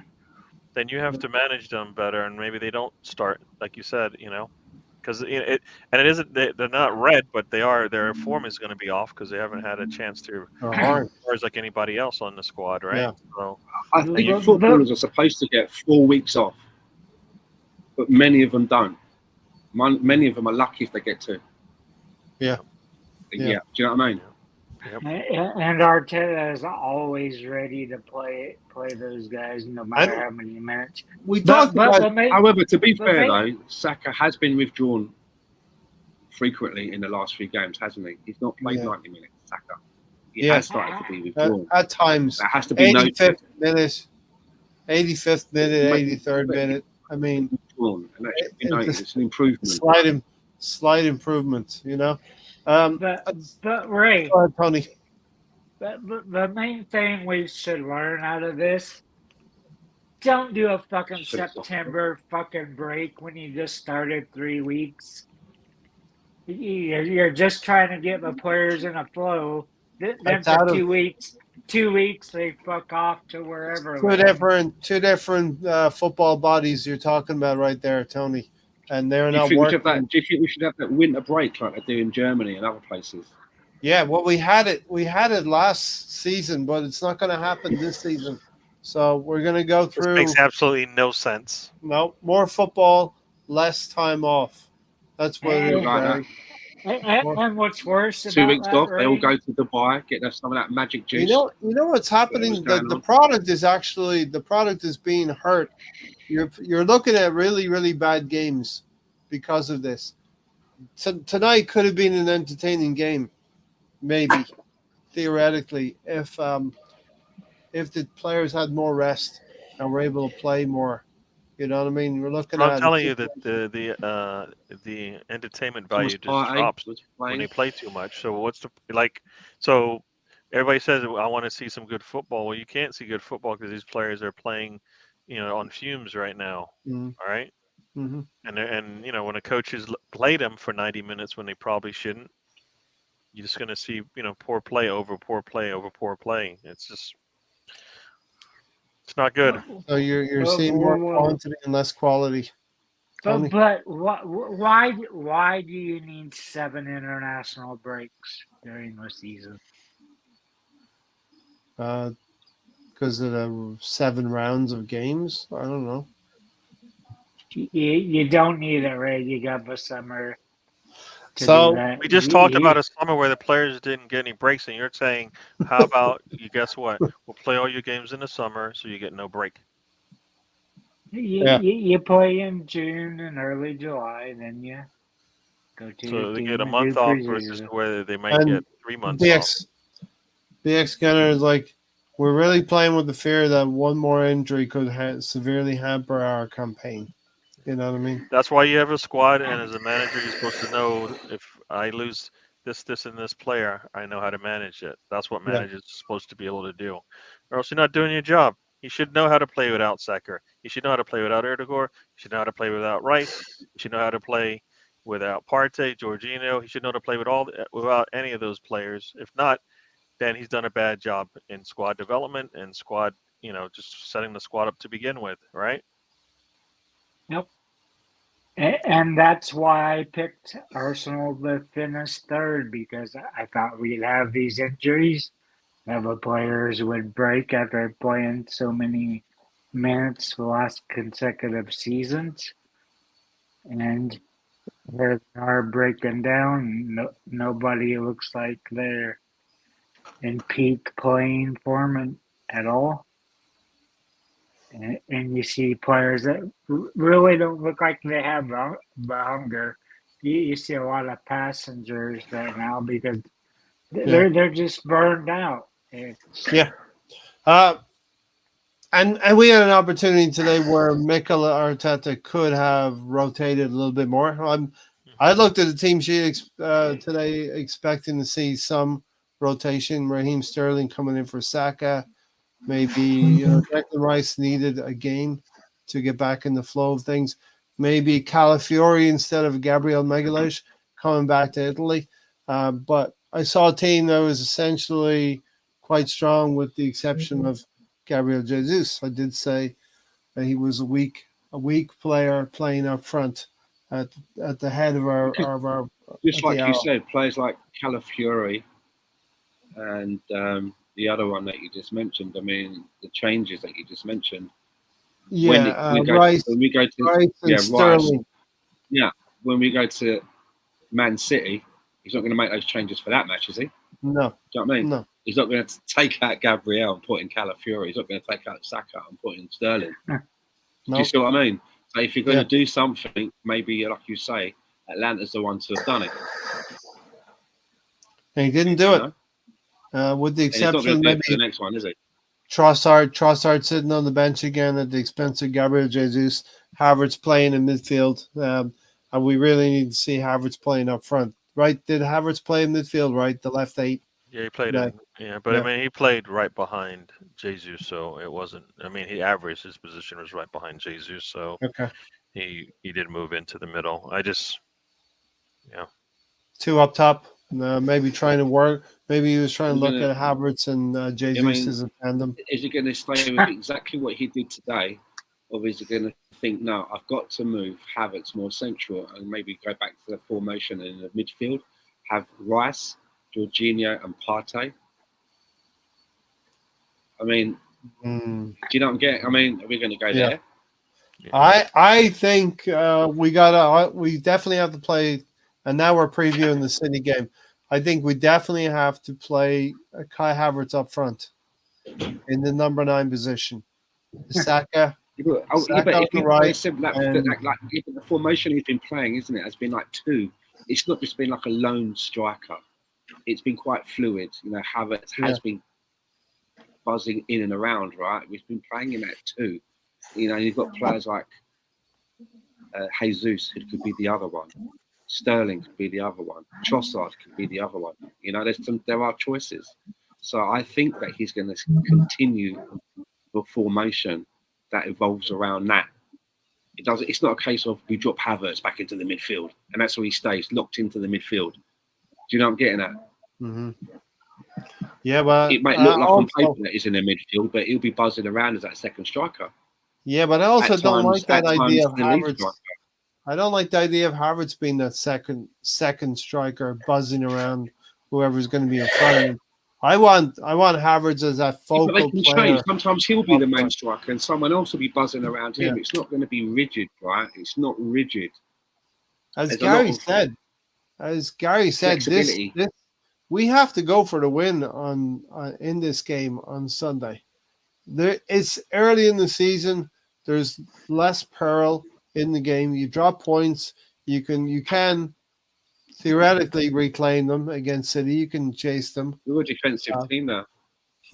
We're a What? Mourinho team now. We're going to park the We bus. That's what we're going to do. Well, you know what? We're That's not what we're we're going not to do. This is the George Graham style. we're not pragmatic. disciplined enough. I hear what you're saying, but we're not disciplined enough because we see it all the time. Okay. We saw it in the first three Premier League matches. We will fall asleep at the wheel defensively, and you can't do Come that if on. you can't do that if you're a defensive team. You know what I mean? It'll be a That's what we 1-0 did. or it'll be a 0-0 I mean, draw. I just look. I'm That's just our looking at it. defensive. Rodri and Foden combined have 90 minutes played in the Premier League. Come on, Ray. Do So the one you know, 1-0 chant. Come on. Seriously, that's what I am Oh, with this team. I no think to it's the going to be Arsenal. a 1-0 win. To the Maybe even a set piece again, or it's a 0-0 draw because I just think that outside our of defensive qualities at Gabriel, the who's moment scoring our are goal? really good. Stan? Well, that's Outside the of way. Gabriel, who's scoring our goal? Maybe Sometimes we win dirty Havertz is too. due one, Like, isn't it? you know, Havertz not due one. Havertz is due one, right? we don't He's always playing have for to me. score a He's due one. great goal. Who's gonna score? Martinelli's due one. Saka. Havertz is due one. Okay, Saka. Yeah. Saka's our Yeah, talisman, Stan, right? I think He's you're on my right. cellar. In the North London derby, we set up with we didn't have Declan Rice, we didn't have Mourinho, we didn't have Odegaard. A revamped midfield, so we had to go tight a little bit, play a pragmatic game against Tottenham, limit their chances, and hope that we would take the opportunity when it presented ourselves from a set piece. We got away with a 1-0 at Tottenham. We have to be a little bit more open at the Etihad, and I think go for a little bit more. The difference between Tottenham and Man City is quite large. We can't. You know what I We mean? can't play. We can't play Partey on the weekend. Man's done. Jorginho, come back in. They're both Declan scary. Rice, They're both scary options for us. oppositions. I'd rather just go with put Calafiori in there. He actually looked pretty good going through the middle with the ball. Let's Yeah. take something that I just don't see this being a Nick Al's trying to do. situation where, because of our defence, they're not going to smash us 3 goals and we're going to be embarrassed, because I think our defence is very, very good. Yes. However, we haven't got the firepower, I don't think, to smash them 3 at the We minute. weren't playing. Just, We weren't it's playing gonna be, City it's either going to be today. a boring Partey 0-0 gave up. or someone gave will up squeak PK. it 1-0. Maybe they'll squeak it Well, 1-0, but it's going to be Did low. give I up think it's going to be a today. low-scoring game. Yeah. I think it's a low-scoring game. what's a damning thing, Ray, is that We're going to get schooled by Gabriel, Haaland. that Gabriel will probably have more goals than Gabriel Jesus. Yeah, I think And probably didn't- Martinelli as well. The way he's going right now. didn't Our we do defence that has in done the good against prediction? Haaland. We did that in the prediction podcast a few weeks ago. It was Brazil players, the 3 Gabbies versus the England players. Ben White, Declan Rice, and Bukayo Saka. I think it's safe to say Our, we're going our leading defence that has right done. now. Our defence has done pretty well against Haaland. It's not like in the old days where we used to play Liverpool and what we foul out would always get a goal. Yeah. There'll always be that player that Drogba at Chelsea. There's always that player that we just can't manage. We don't seem to have that problem. We've been able to keep the best striker in the league in his lane. We've been able to do that. We've shown it, right? It's not like we're going, oh, fucking hell, it's Haaland. Oh, every time we play against them, he fucking gets 1, he gets 2. Yeah. It's not Well, we're happened. going to go up It against doesn't happen, does it? It's not happened. He calls Kevin hat tricks De and Bruyne. that. Don't do it against us. Foden. He's injured. Kevin De Bruyne is injured. Kevin De Bruyne is injured. I believe so. All right. Again, City, could Timber play the role of Tommy Essen and create a moment for brilliance with Sterling in for Martinelli? He's talking about a long ball up to Havertz. He lays it off for Raheem Sterling to score. Yeah. City's players will cut Partey to pieces. What do we do? That is the worry, Gary. Is it Partey? Is it Jorginho? It's got to be one of the 2. It's not part. one No, of it's no. You don't want Partey playing. You've seen what he does Jorginho, when he's not on. right? Rice and They're Jorginho. both scary propositions, as you said. Be scared. Be afraid. It's one I of mean, those. the one saving grace might be that the Kevin De Bruyne. I don't know if he's going to be. Is he going to Injury. be Is he going to be ready to play? Yeah, the injury. I know what I would do, Ray. I'm all ears. You take Timber, you move him as the left 8, then you bring on the Italian. Bring him into the left back. Who's playing behind those 8s? Yeah, Rice. Okay. Why? Who's playing? Rice. Who's playing your Timber. 8th then? Who's your right 8? Sterling. Rice, Timber, Sterling. It'd probably be Trossard for me. Trossard. Does Trossard actually provide anything as an 8? He can Left hold 8, up yeah. the ball and do that stuff. Does he provide anything as an 8? Have you seen us Yes. I don't know, have scoring opportunities when he's playing the 8? When like he did like in the Tottenham game, that team, what did they do? How many opportunities did he create? He created that opportunity for Martinelli. And he went through on goal. So Trossard does help Martinelli Just on the that one, left side. or is it more? What I wanted to mention. Ray said a very defensive boxing stance, just having a lot of body shots together. Like I said, I don't see enough to say. Gotta Yeah, protect my face. yeah. Let's go with Trossard at the 8. It's working. So Mr. So here's Tom's the key in the chat. difference. you Sorry, should here's block. the key You should difference. block Mr. Tom. All right, this is Ask Man the City CX lose a better player, to do like- that for you. if Man BX City kind of wants lose a to mute player. him, then you know what? I won't stand in his way. Stan? I think one of the differences is that when Man City lose a player like Kevin De Bruyne, instead of having that panic moment and they're like, where us it's with Odegaard, they just move Foden from the left into the middle into that position where he probably plays better, Foden, in that position. And then you got someone like Grealish or Doku that can come in on that side. They have a lot of easier answers, right? And they still look dangerous, whereas we still look a bit vulnerable. And we're trying to, change formations and stuff to accommodate. Do you see where I'm coming from? Yeah. You're not looking at Man City's bench and seeing like 4 or 5 kids on there because of 1 or 2 injuries. So you have to gauge it like that. We're still a little way behind. But that's up to Arteta because he kept selling and loaning out players and not replacing them, making us Mickey even Goldberg. shorter. And now we have these young players that have never played significant minutes for the first team. So you put yourself in the corner. Tony's like the trainer out of Rocky 1. Mickey. Mickey Goldmill. Mickey No, Goldmill. Mickey. Goldmill's gym. Mickey said Arsenal had to win. What do you want me to do? Win, I said. One area could play that Foden role if pushed. Yeah, look, He's it's going to be interesting. I would like to say they should have brought him in already, but now I'm thinking wait till Bolton and give him all the games after that. The man needs to play some football. We need to figure out if we got an answer, at least on the creative side. And you know what I mean? I believe we do. I've seen we don't know. We don't know yet because he hasn't played there yet. So we don't know. It's like Timber. I knew with Timber.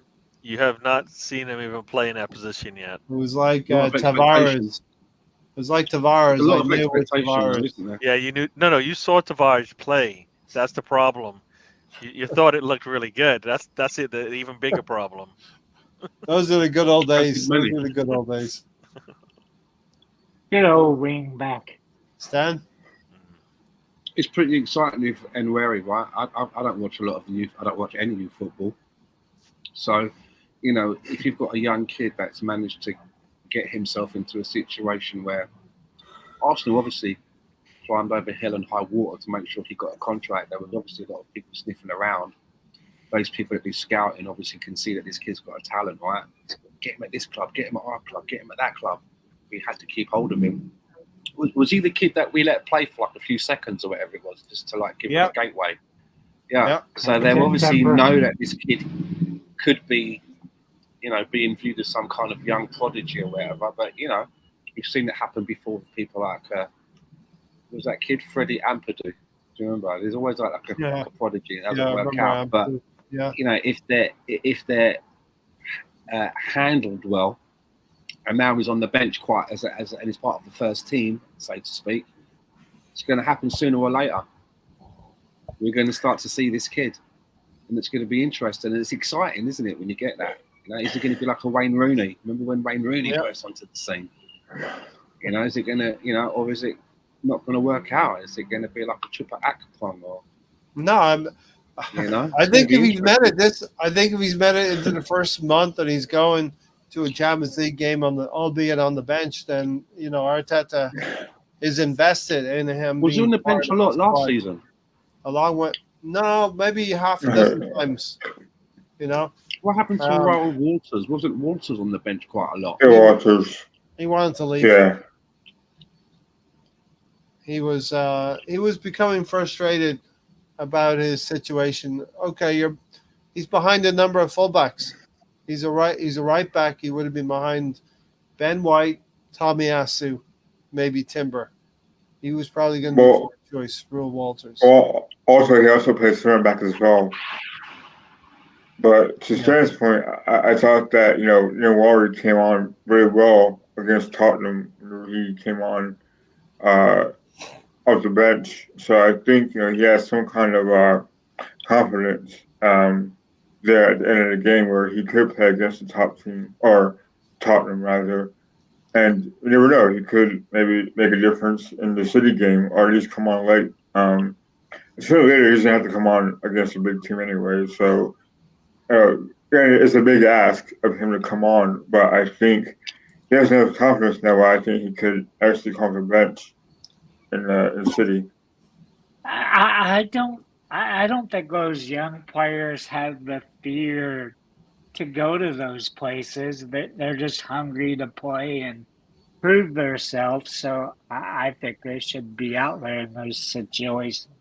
I don't think you said, we're playing in Enfield or the Etihad or wherever and say, they don't have that fear, Tony. You can't play there because you haven't played enough. It's like they're young and hungry. They don't care where they're at. Right. They're paying attention to Ray as however wide that pitch is. They don't care what else is going on. They're focused on the pitch. Yeah. Can I just say something? As Tiger and Guna brought up Jamie Vardy, I heard a really good discussion about a week ago, which involved Jamie Vardy, and it was a question, and they were talking about strikers, and they were looking at Harry Kane and Jamie Vardy, and the question came up: if you was a footballer, would you rather have Harry Kane's career or Jamie Vardy's? You've got one obviously, which is high scoring, golden boots, the goals he scores at Bayern Munich, England captain. Jamie Vardy, Premier League, FA Cup. So you could equate this to I'm picking Vardy all day long. I'm having a Premier League and an FA Cup. Yeah. Over being the golden boot striker. And the records. The Tottenham's most prolific striker of all time. But Premier League golden boots. Bayern Munich's most prolific striker as well, right? He broke the record. What's that? He broke it for Bayern as well. He broke it for Bayern. Yeah. Jamie had the fitter wife. There you go. Added bonus. True, Rebecca. Trossard met his father again tonight. It's uncanny how that referee looks like the lineage of Trossard, I Tony, like how I just like how you knew her name, right? You spit that right out there. you beat me to Yeah. it. I beat you to it, Tony. You knew it as well. You know what I mean? Hi, guys. Big fan of the channel. It's Paul, Paul Pot. You better have at I least a told good you to like block this guy. I nearly said, oh look, he's got the same profile picture as, and then the penny insignia. drop. It's And the then the same. penny It drop. looks like I Mr. told you should have Tom. blocked that guy.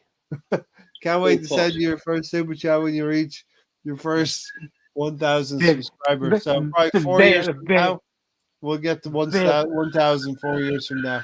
So I'm back big then 4 years. BBX can put his chest back out Who's screaming?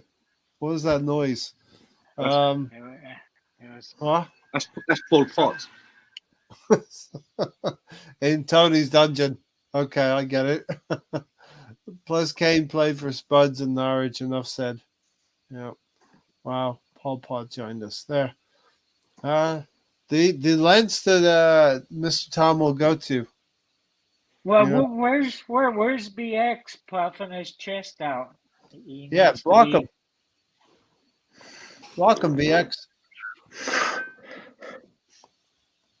Gary, You have should I the make you power. should I make you a moderator, Gary? You should. I should block this guy. Yeah. Well, that's where Gary started, wasn't it? Being moderator. I think do I still have the power? I don't even know if I have the power. Hi, Paul Pot. Are you a lead Yeah, supporter? actually, of I got the power. I can block him. I can do it. Do you ever regret the monster you created, Ray? Personally, if we're talking about Mr. Paul Potts, No, I and- created sorry, it. It's when if you we're talking what? about Paul Potts and Mr. Tom, personally, I don't see any correlation. So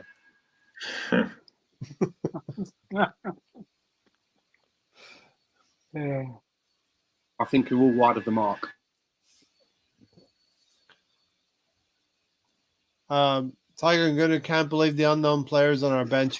They're That outlines was right now. that was weird. That was They weird. don't There was have photos. I saw the one name and I was like, what?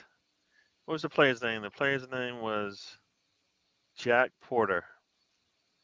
Yeah, Jimmy the Gower. 16-year-old goalkeeper. Like, what are we doing? It's another goalkeeper. We picked up another goalkeeper, Gary.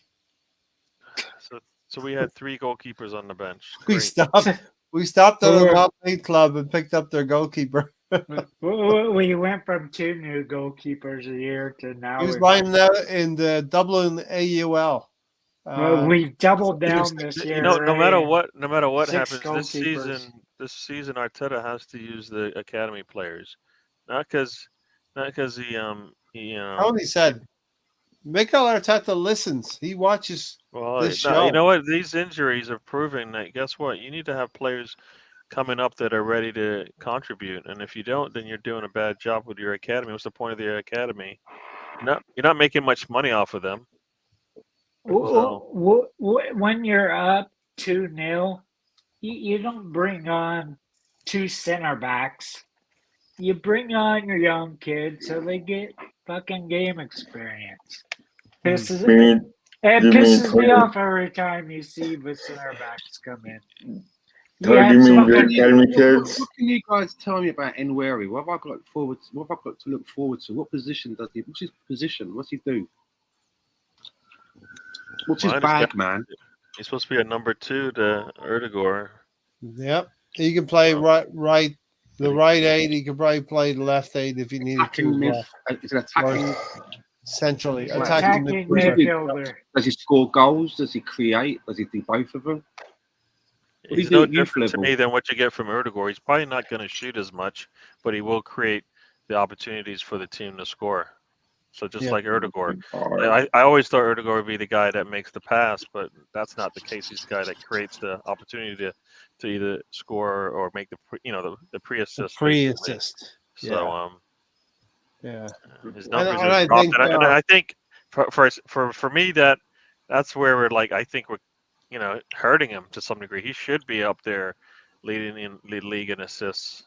How I mean, old is he? Nwari. Is he 18? 17, 18. Older than that? 17, I think. Yeah. He's 17. He might have turned 18 recently. We don't see this. We don't see this quite often, do we? No, he's 17. He's like See it 17 at other teams. and a half right now. Wow, this is So- exciting. So Miles Kelly is Yeah. almost 18. He'll be That 18 was- I in a mean, week. And, Mikel Arteta has been tired of Tony. He grew tired of Tony calling for the academy kids, and he brought two or three in. And when injuries allow, there's more that can just sit on the bench and make up the numbers, right? But you have Miles, Lewis Skelly, and you have Ethan Waneri. Alonso? But Yeah, Tony must listen. Arteta What must, is Skelly playing? Arteta must What is Skelly listen to Tony, so because he brought in his academy kids. Yeah, Where does Skelly play? Right His back. position? left. Right He's back. defensive. left back, yeah, left back. He's the left-sided player. He could play midfield as well if needed. Yeah, I think He ain't this. never played. he, He ain't playing he's left one of back our for Arsenal, 6 man. left That's backs. congested, isn't it? He ain't playing left back for He's Arsenal. one of our Get a 6 ticket. left Get in backs. line. Bolton, Stan, Carabao Cup. Bolton will very much inform things as well.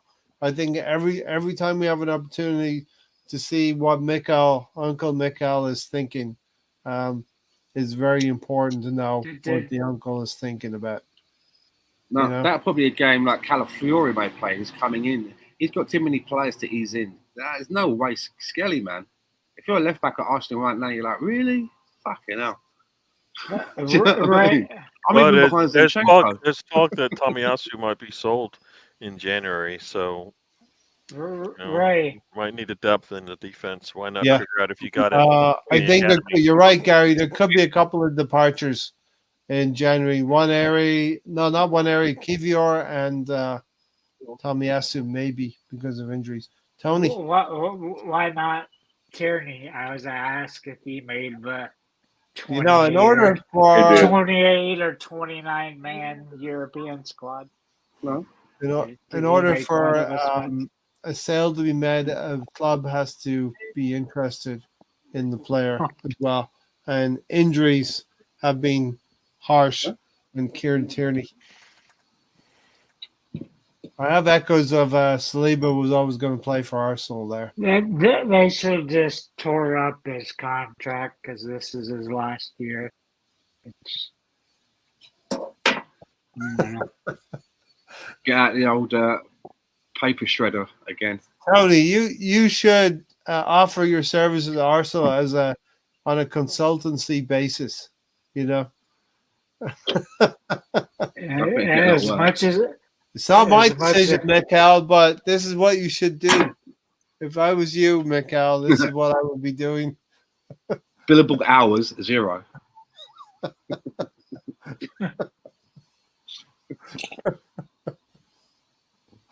Keep Tony on a retainer. Can you imagine that? Tony's being kept on a retainer. I've got Tony on a retainer. I didn't even read this one. Arteta been taking advice from Tony where to get some good hash. There you go. So He keeps Tony on a retainer just so that nobody else can get his ideas. No wonder we're in trouble. Exactly. Tony would be an amazing consultant, so Stefan. Yeah. Tony, I'm sorry, dude, but Whatever. some things that people are Better made call- for, better and call Tony. so far nobody's actually mentioned it. So sorry, these are just Better call guesses, Tony. and we're Better call Tony. guesses, Tony. right, They didn't listen to him on Saliba. right. Thank God. Yeah. All right, then, mate. No. Who's won the most preseason predictions or season predictions? Preseason predict. I don't want to win those. Alonso has. Oh, Lonzo hasn't. Lonzo's not won it 3 times. You won 1 year. Come on, man. Upset pick champion. Upset Raining. right Current right raining. here. Right here. Third It's really se- funny, right? Every week, right? Every week, Ray sends out the thing, right, asking us for our upset pick, and then he'll send like a message back telling you who picked what. And it was like, Stan, West Ham, Gary, Sheffield United, Mr. Tom, blah blah blah. Tony, no pick. I was like, okay, it started. It's begun. He started a trend again. Once again, he started a trend. Last He didn't like the rule of actually picking the upset pick. It is just like, no, Before I the don't wanna match. do that. He didn't like the rule of having to pick before the game was played. I didn't And therein like lies the fact key. that fucking And then Sam lies the key to Green. Tony's previous I- championship win. You never paid attention why this all started. It's Oh all no! See, Ray's this is what you fault. did, Stan. I'm Because blaming you I for this challenged, one. I He was playing the challenged game Ray like when Sepp he Blatter did this. and Platini combined. 50 minutes. He's done, Ray. He's done. All right. Man, Time it's for done. the come on. You know what they say? They say done. All right. Can Tony, we just no pick. That's what I'm saying. Tony, no pick. Ray. No. talk a lot of nonsense? You forget the Well, non. Nonsense. Come on, Stefan. Ray, should you gave Sam 19 points when he sent in his team 50 minutes before the kickoff of a fucking game? Those It's were the before rules the- at the time. It's before the game, Tony. Yeah, those were the rules didn't at the guess. time. Pick after You the, didn't when the guess game after the started. game After started. the games have started, you think, I'm not going to choose that one then. I'm not going to choose that one then. And you go for the Monday game or the One Sunday time game. I've just Because that's scored. the I only one can't that's do that. left. It That's was the the only one first that's game of left the now. So season, you go for Tony. that.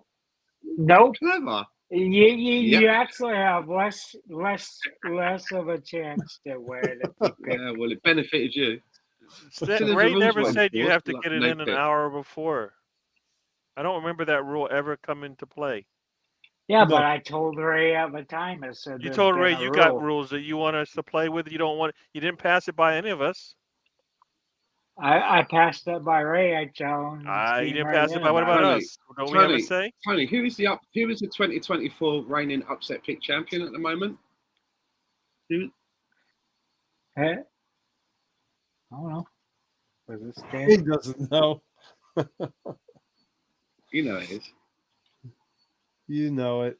You know it. Stan's only said it 88 times this season so far. I've actually been quite modest. There's no fanfare. There was no like coronation. I've been waiting for my coronation. It's like with the new season started. I'm like, where's my coronation? Like King in the We Ring. don't have the Wait. budget. We don't have the budget for a coronation. Like, where's my Yeah, we like don't King have in the the Ring? Like, budget. Ray doesn't even have money for the you participated trophies. the budget when Tony was one. Yeah. I remember small fanfare when Tony went. You know, Tony, the prediction king. I got nothing. Anyway, So, what? Let's go back a little bit to the North London Derby. How much longer does Ange have at Tottenham? The North London Derby. We're going like 2 games back. What's up with that? here we are, mate. You know what? She's the whole- Let the man keep his job. Why are you trying to take away people's jobs for? Nobody listens. Let him work, man. Let him get He's not paid. going to get sacked on the basis of what we say in the next 5 minutes. Let him keep Gary? his job. He's doing a good job. I'm liking it, aren't you?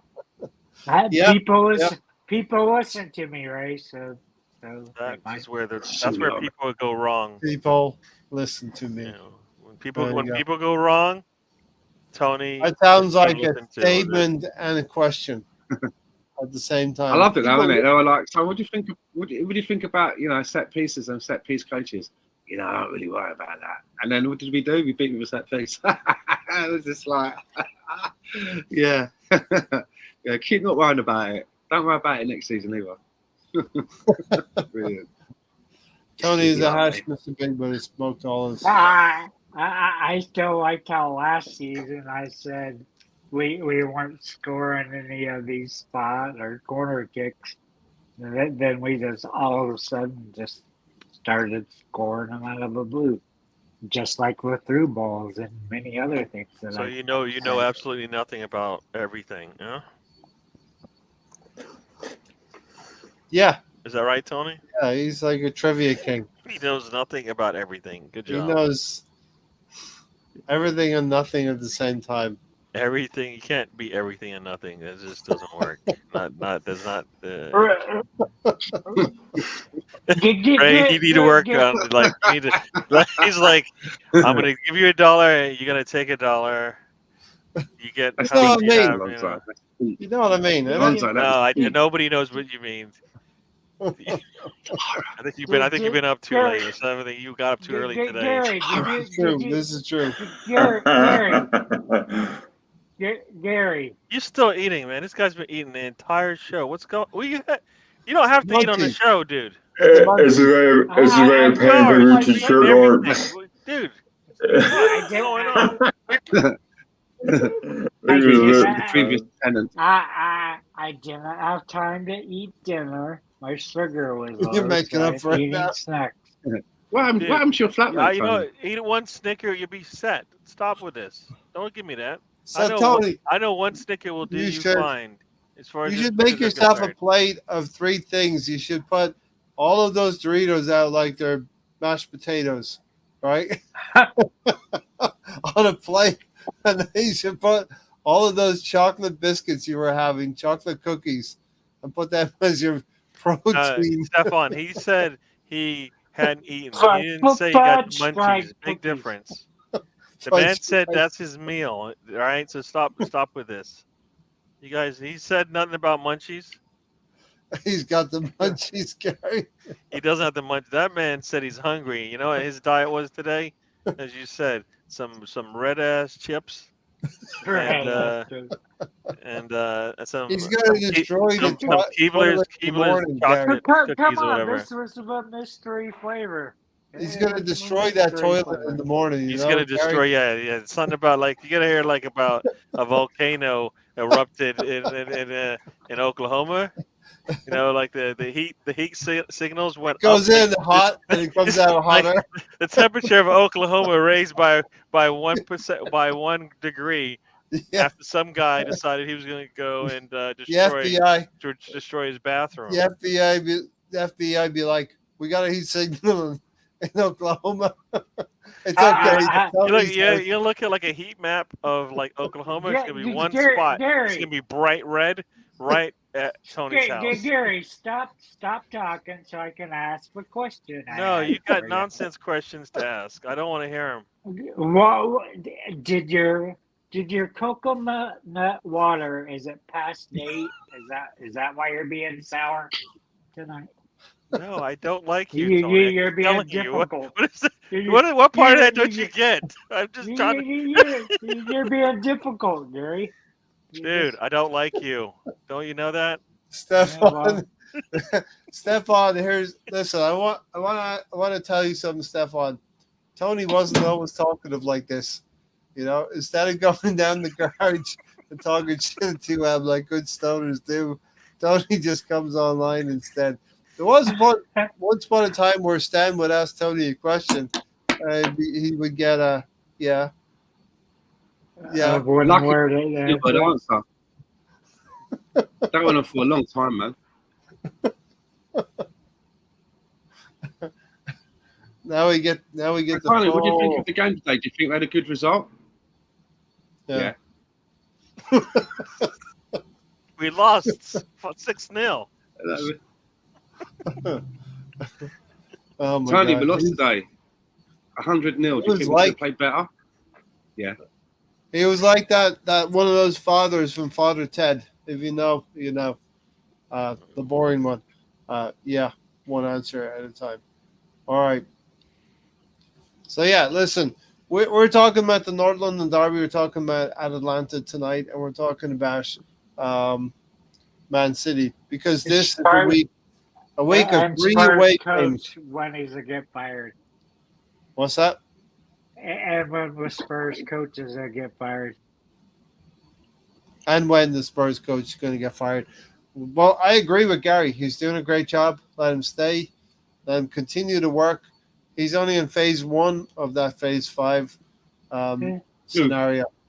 Who gets the axe first? And him or Mr. Still we are, mate. I loved it where, like, in the first season and that, when he come in, right? In the first season, he come in, you know, All right, mate. Yeah. Press conferences. You're my mate. Yes, mate. Well, yes, who we are. Go on, ask me a question, mate. Oh, we love this guy. It was like the Tavares effect. Oh, we love this guy. Blah blah blah. Now I'm in the second season. Seriously, all this week I've been listening to people talking about him, and you got people going, "I was listening to some man podcast.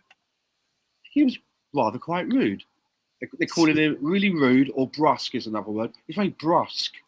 Yeah. Go and Same ask him guy a he question. was. He's the same guy he was Bristly. last year.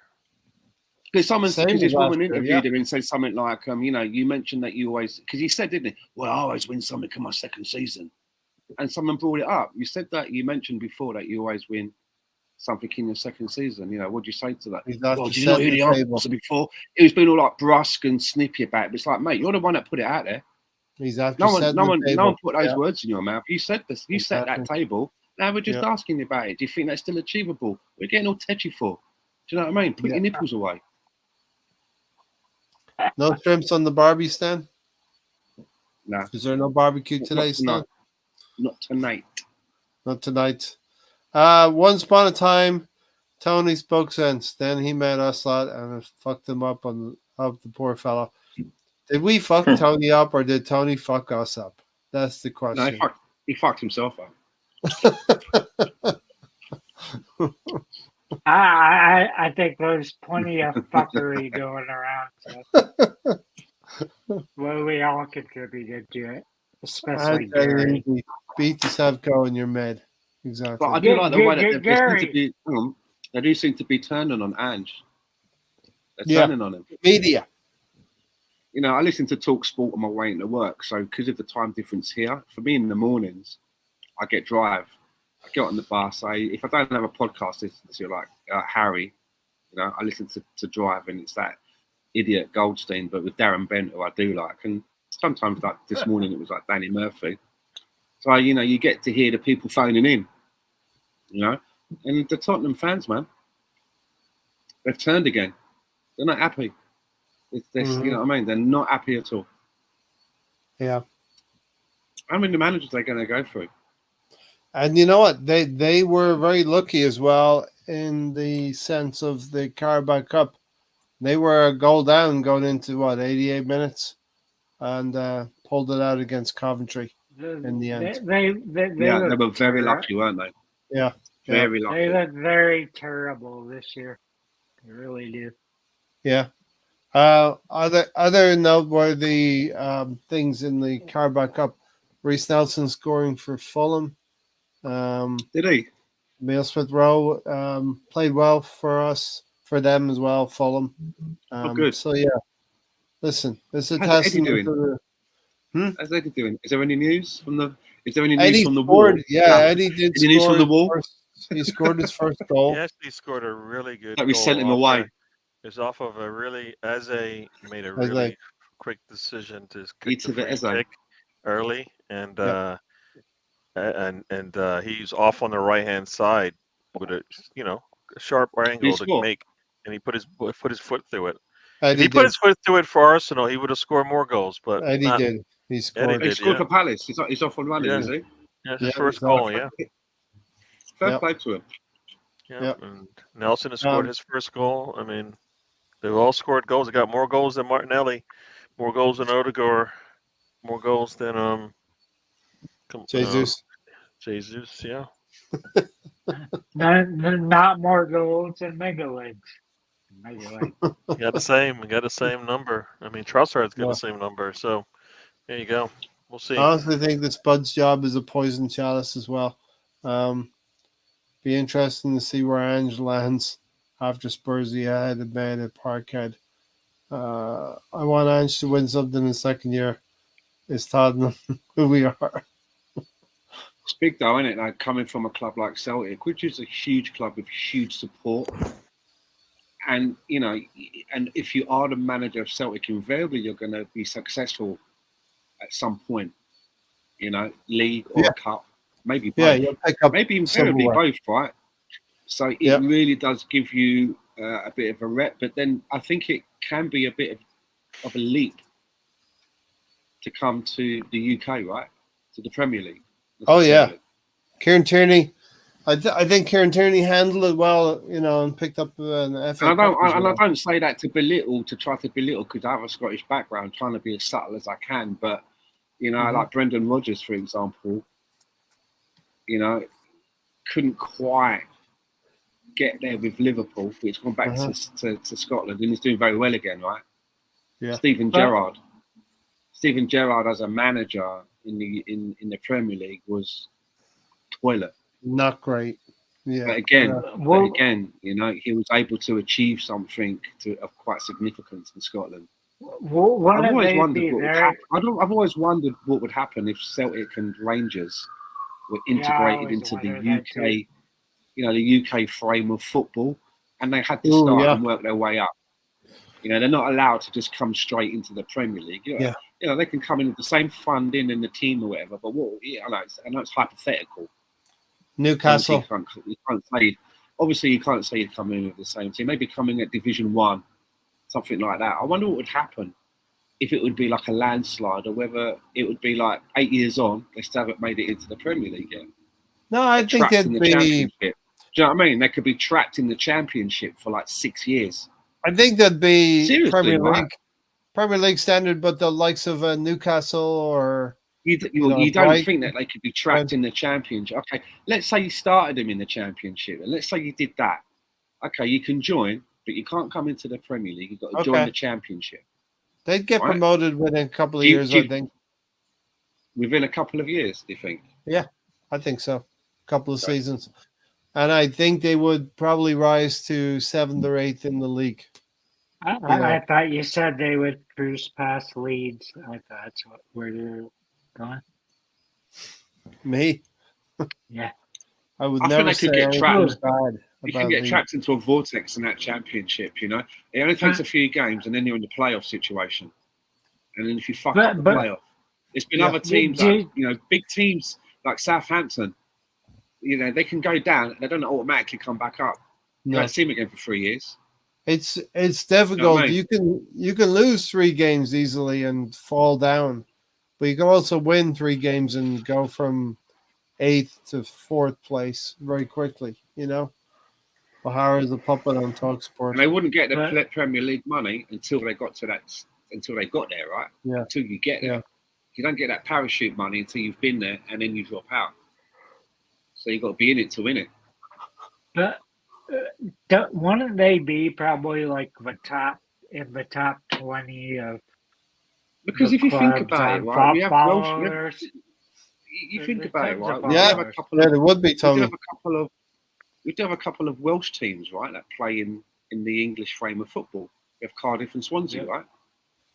Yeah. Wales does have another league, doesn't it? Yeah. Wrexham. Wrexham are coming up. There was a recent game that Tom Brady, David Beckham and Tom Brady were at a recent game. Birmingham. Tom Brady's got shares in that, hasn't he now? Yes, he has. Yeah. Do you know what I mean? So. What next? Jim Carrey owning Millwall. Where is this going? Farrell, do you know what I mean? Will Farrell was at Leeds recently as well. Margot Robbie by Sheffield United. Ray just looks for the famous people in the audience. She's like, ever since I was a little girl, I always wanted to be connected to Sheffield United. That's like the place to go on my wall. Well, we got to get Anne Hathaway to the Arsenal. That's for sure. She's got to go to the Arsenal. With C. Trossard. Leandro Trossard.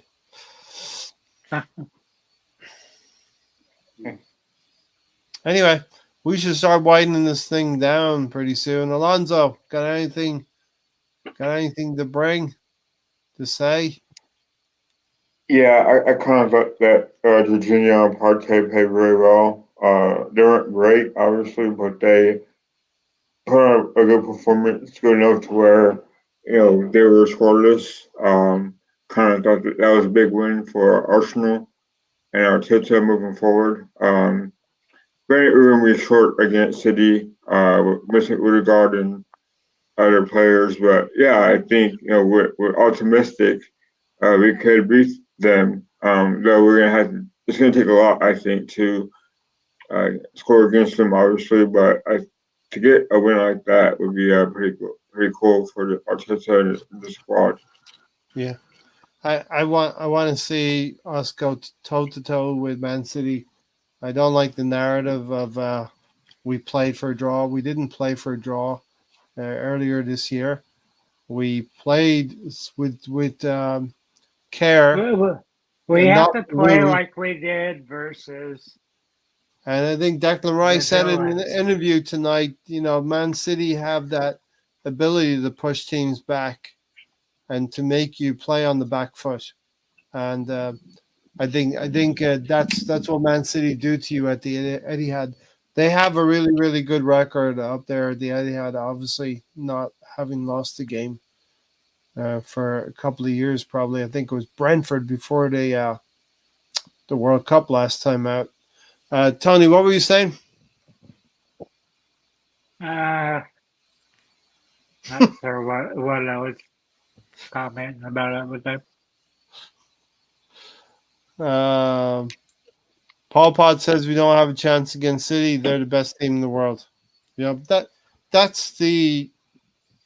That's what we have to aim for. And the proceedings in the court case has started against Man City. We'll see what What happens with the players and the manager at that club if they will be thinking about looking at their next options, their next moves, because what I was gonna say, Ray, yep, was that we have to play like we did against Aston Villa, a very open game. We can't play like we did last weekend. We were kind of lucky to get that result, but mm-hmm. we have to play to our strengths, and that's going out there trying to attack with a very good defense. So Yeah, and we have to. We have a difficult decision now at Man City, especially in that left wing position. What are we going to do? Persist with Martinelli against the best team in the world, the best team in the Premier League right now? And the court case, Stefan said nothing will happen. Listen, there's always going to be that feeling that nothing will happen, but the Premier League have cultivated a case against Man City that they feel um, will be rewarded, will be yeah, victorious. but what the fuck takes so long? They gave Everton 2 point reductions last year. Come on. Gathering evidence. Um, the the reputation of the Premier League is at stake here. Man City have transgressed, and it will be proven. And The cockiest move was them counter-suing the FA. yeah, well, it's Then, gonna rumble. It's gonna rumble on and on and on.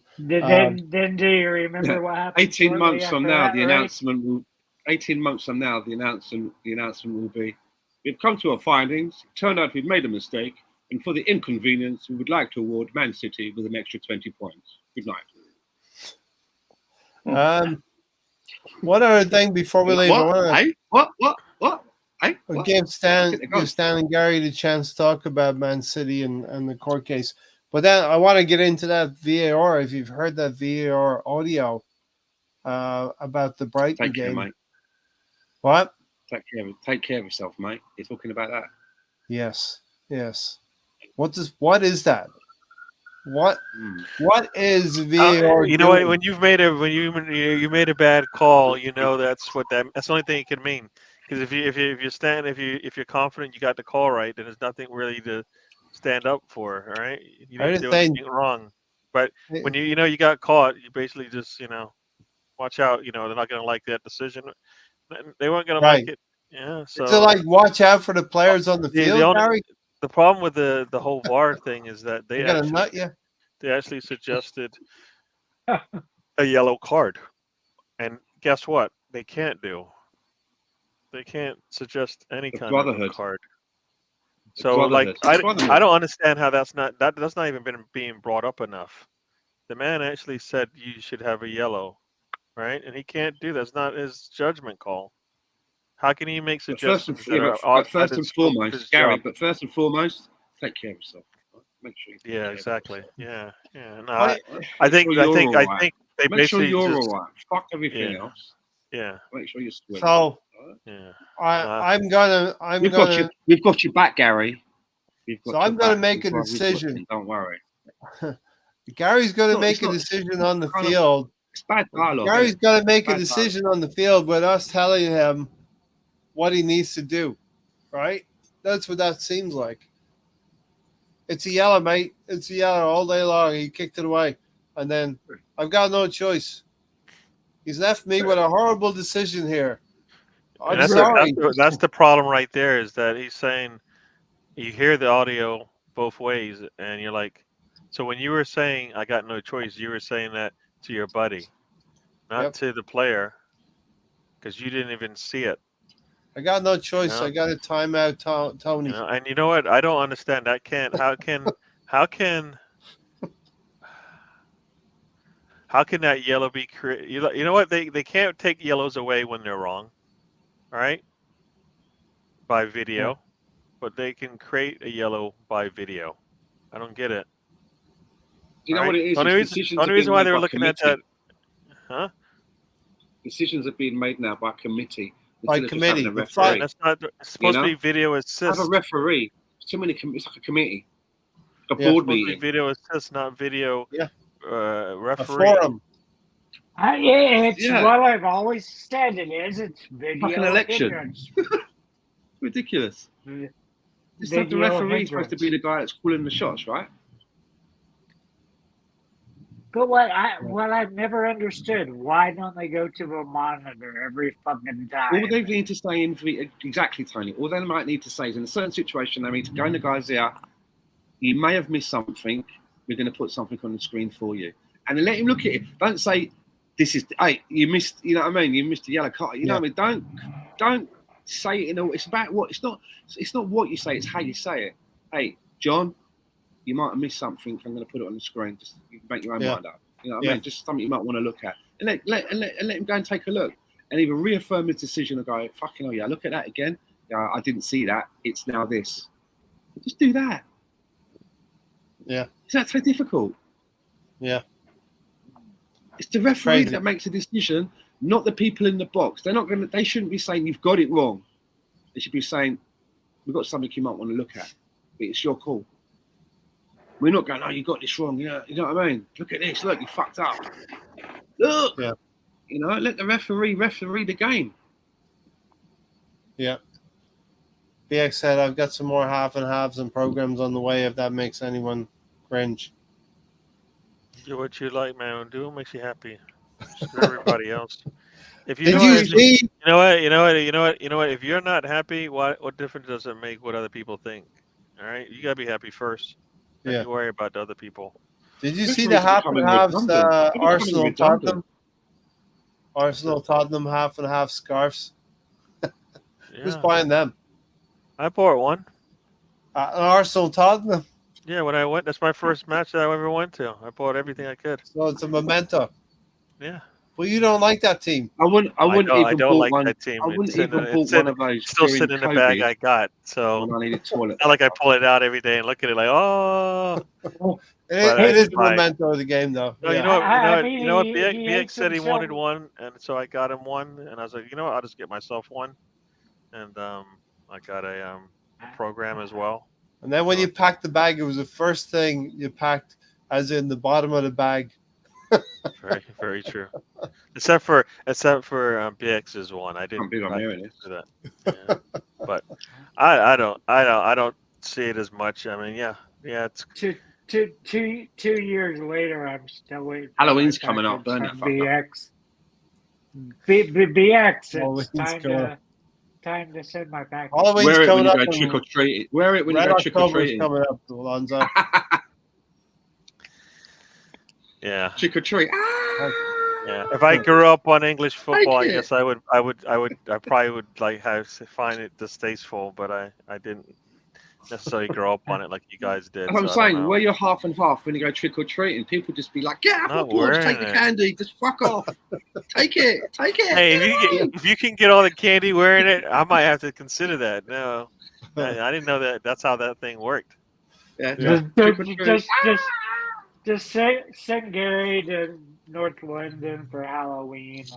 I'm not. You want me to See get what beat up? happens. Thanks, sir. Yeah. Do the opposite of what Right. Tony tells you, Gary. I always do the opposite of what Tony says. Learn All to right. defend yourself, Gary. Yeah, Learn listen, to I defend. thought that VAR was crazy. Chris Kavanagh, you did have an option. Common sense was your option. Talk And you to know the what? Like player. last year, they said common sense multiple times as to why an official won't make a call. Yeah. And then when they have an opportunity to do that, then they say, "Oh no, you made the right call." And it's like, nah, it's yeah, no, I they keep killing the sport, and everybody laughs at it, and then guess what? They keep killing the sport. You know, Yeah. Yeah. they're essentially what they're doing is they're pissing on us, telling us it's rain, and we're going, let me taste to see because it doesn't look like rain, but I just So, is it before or after the international break, Ray, that we get the 12 iPhones that are going to be doing the offsides? yeah, I think it's coming in mid-October. yeah. And there's another thing. What are you doing? Why are you changing your entire process in the middle of a season?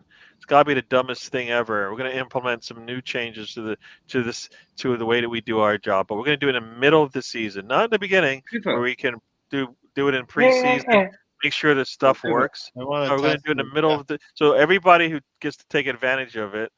Half the games, or whatever number of games didn't get the advantage of it. What's the point? What? That's like just changing the rule. You might as well just change the rules whenever. It doesn't matter if they're at the beginning or end of the season. If you can change the way that you referee a game, right? Like all of a sudden, game 10, we're going to implement VAR. What? Makes no sense, right? Yeah, it's like in the middle of Wimbledon. Now you need more points to get a set. You're changing it. You're like, what? I have to do 6. No, you got to get 8. Yeah. I'm going to go corrupting soon. I'm the going to sport, go and soon, the right? corrupting the sport, and the corrupting the sport, and the I just corrupting want the to say sport. as my last word. Yeah. Of what's happening with Arsenal at the moment. Notwithstanding. I kind of notwithstanding, but I put it in Tony notwithstanding. I'm going to tell you. For me, it's concerning when we keep talking about our goalkeeper. Oh, his goalkeeper's man of the match or second man of the match. Yeah, that we shouldn't be hearing that. Yeah, that tells me that. I mean, don't get me wrong. We've got a solid defense and it's working, but Raya shouldn't be being as worked as much as he is. We're talking about him too much. Do you know what I'm getting at? I'm glad that we've got him and he's good at what he does, but we're talking about him too much, man. Yeah. Why aren't we talking about the other end of the pitch?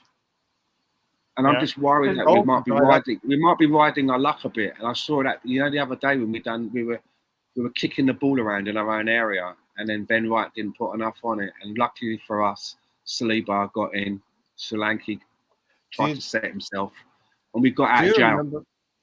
Right? We got out of jail. But what I'm saying is, right, it's things like that. I'm like, there's only so many. When you play Monopoly, you only get so many get out of jail cards, don't you? Do you know what I mean? Otherwise, you're in there and you got to miss. You got to like miss go, don't get 200, miss and all that. And I saw that and I'm like, come on, this can't. We got out of it this time, but next time we might not. And I'm really worried that we're putting a lot on our defence. And I've got a feeling that, to me, it seems like, Odegaard being out shouldn't be the end of it, but it seems that we're putting a lot of reliance on the defensive part of our game compared to what I saw 2 seasons ago. Yep. And a lot of last season towards the end. Yeah, there was even there was even a situation where is this where we're going now? Are we a team now that is supposed to like soak up a lot of stuff, and then we hit teams on the break and do something and score. I Is hope that where not. we're going, or is this purely because of one player?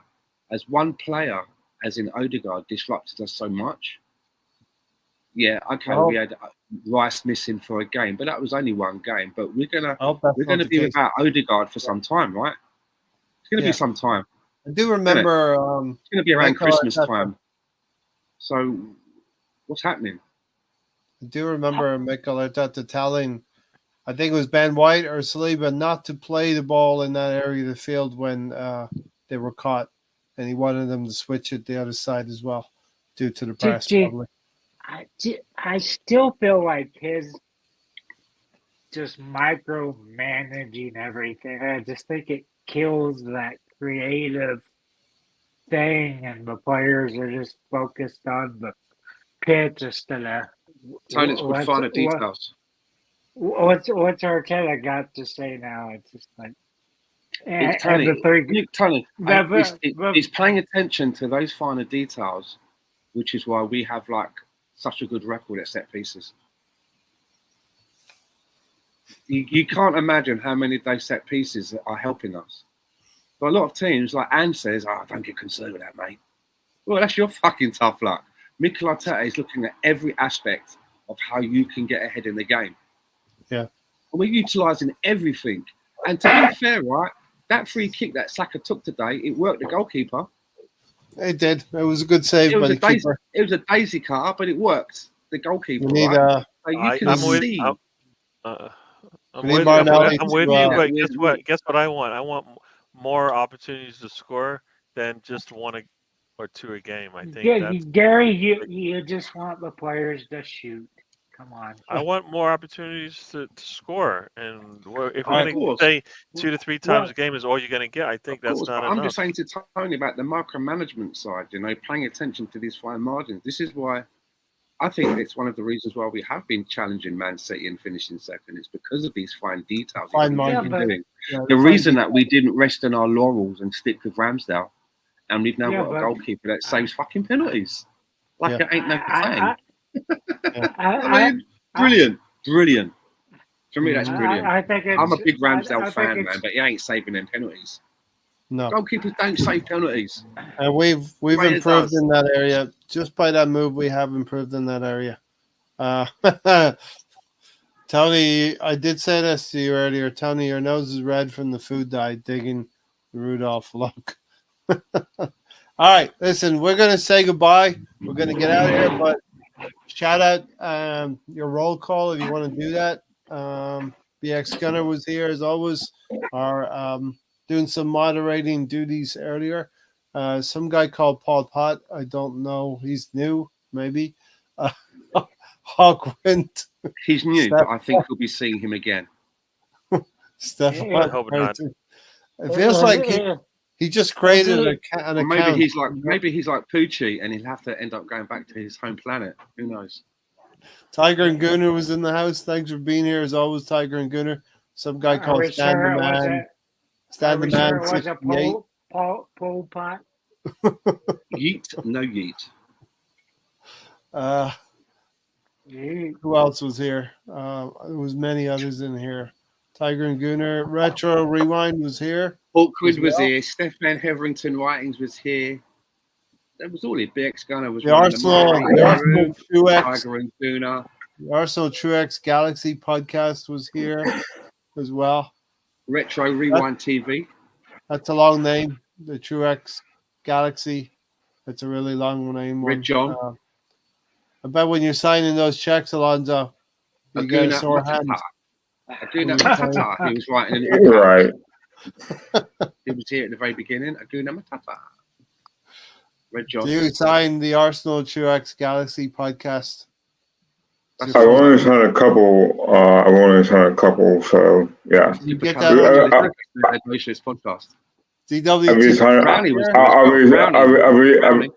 I'll be signing some soon on October 5th. So. All right. Anyone else? Throw it in real quick if you got it. Okay. Yeah. Gary will be having a show on Saturday, and I'll have to sort something out for Sunday. Maybe I can call on one of you guys to help me out on Sunday as well. That's a little bit of a foreshadowing there. Tony, you survived the praying mantis, Tony. Yes. Yeah. Out of fucking nowhere, the fucker just attacked me. I was staring at him out the window. It dragged you into his lair. Have you never seen the Kung Fu films, Tony? You never seen those Kung Fu films? Oh, you know the mantis style. My snake style would call that. Yep. They're always like, where is he now, Tony? You know, tiger claw. Where is he now, Tony? Do you know where he is? Where is the praying mantis? Probably with making God plans, killed Tony. it. He's making plans. Oh. We're still not sure if it's a male or a female. Could be a Tony. The praying mantis are like Jawas. They'll be back and with numbers. Yeah, they hide in the crevices. Alonso, thanks for joining. Gary, thanks for being here. Stan, thanks for being here. Go check out Gary Saturday. Saturday, right? 10 o'clock in the Eastern time. Yes, sir. Right. Usually, you've been mentioning something lately. This is too much. Our Arsenal fan circle bingo. You definitely want to have Tony getting attacked by Brian Mantis as one of the bingo. Tony said, "Oh, that's the one square you're going to need, Tony, to complete bingo. You know what I mean? You got to have it." Paul Pod is looking forward to Gary's podcast. Hawkwind 1-0 to the Arsenal on Sunday from Tiger Gooner. And tell Tom to go fuck himself. He's offered to join you as well on the podcast. It's mad. I don't even know who this guy is. Spread the channel out so we get more subscribers. Say good night, Tony. Stan. Good night, Gary. Tony. Lonzo. Bye. Good night, everyone. Come on, you Gooners. City. Beat City on Sunday. Take care.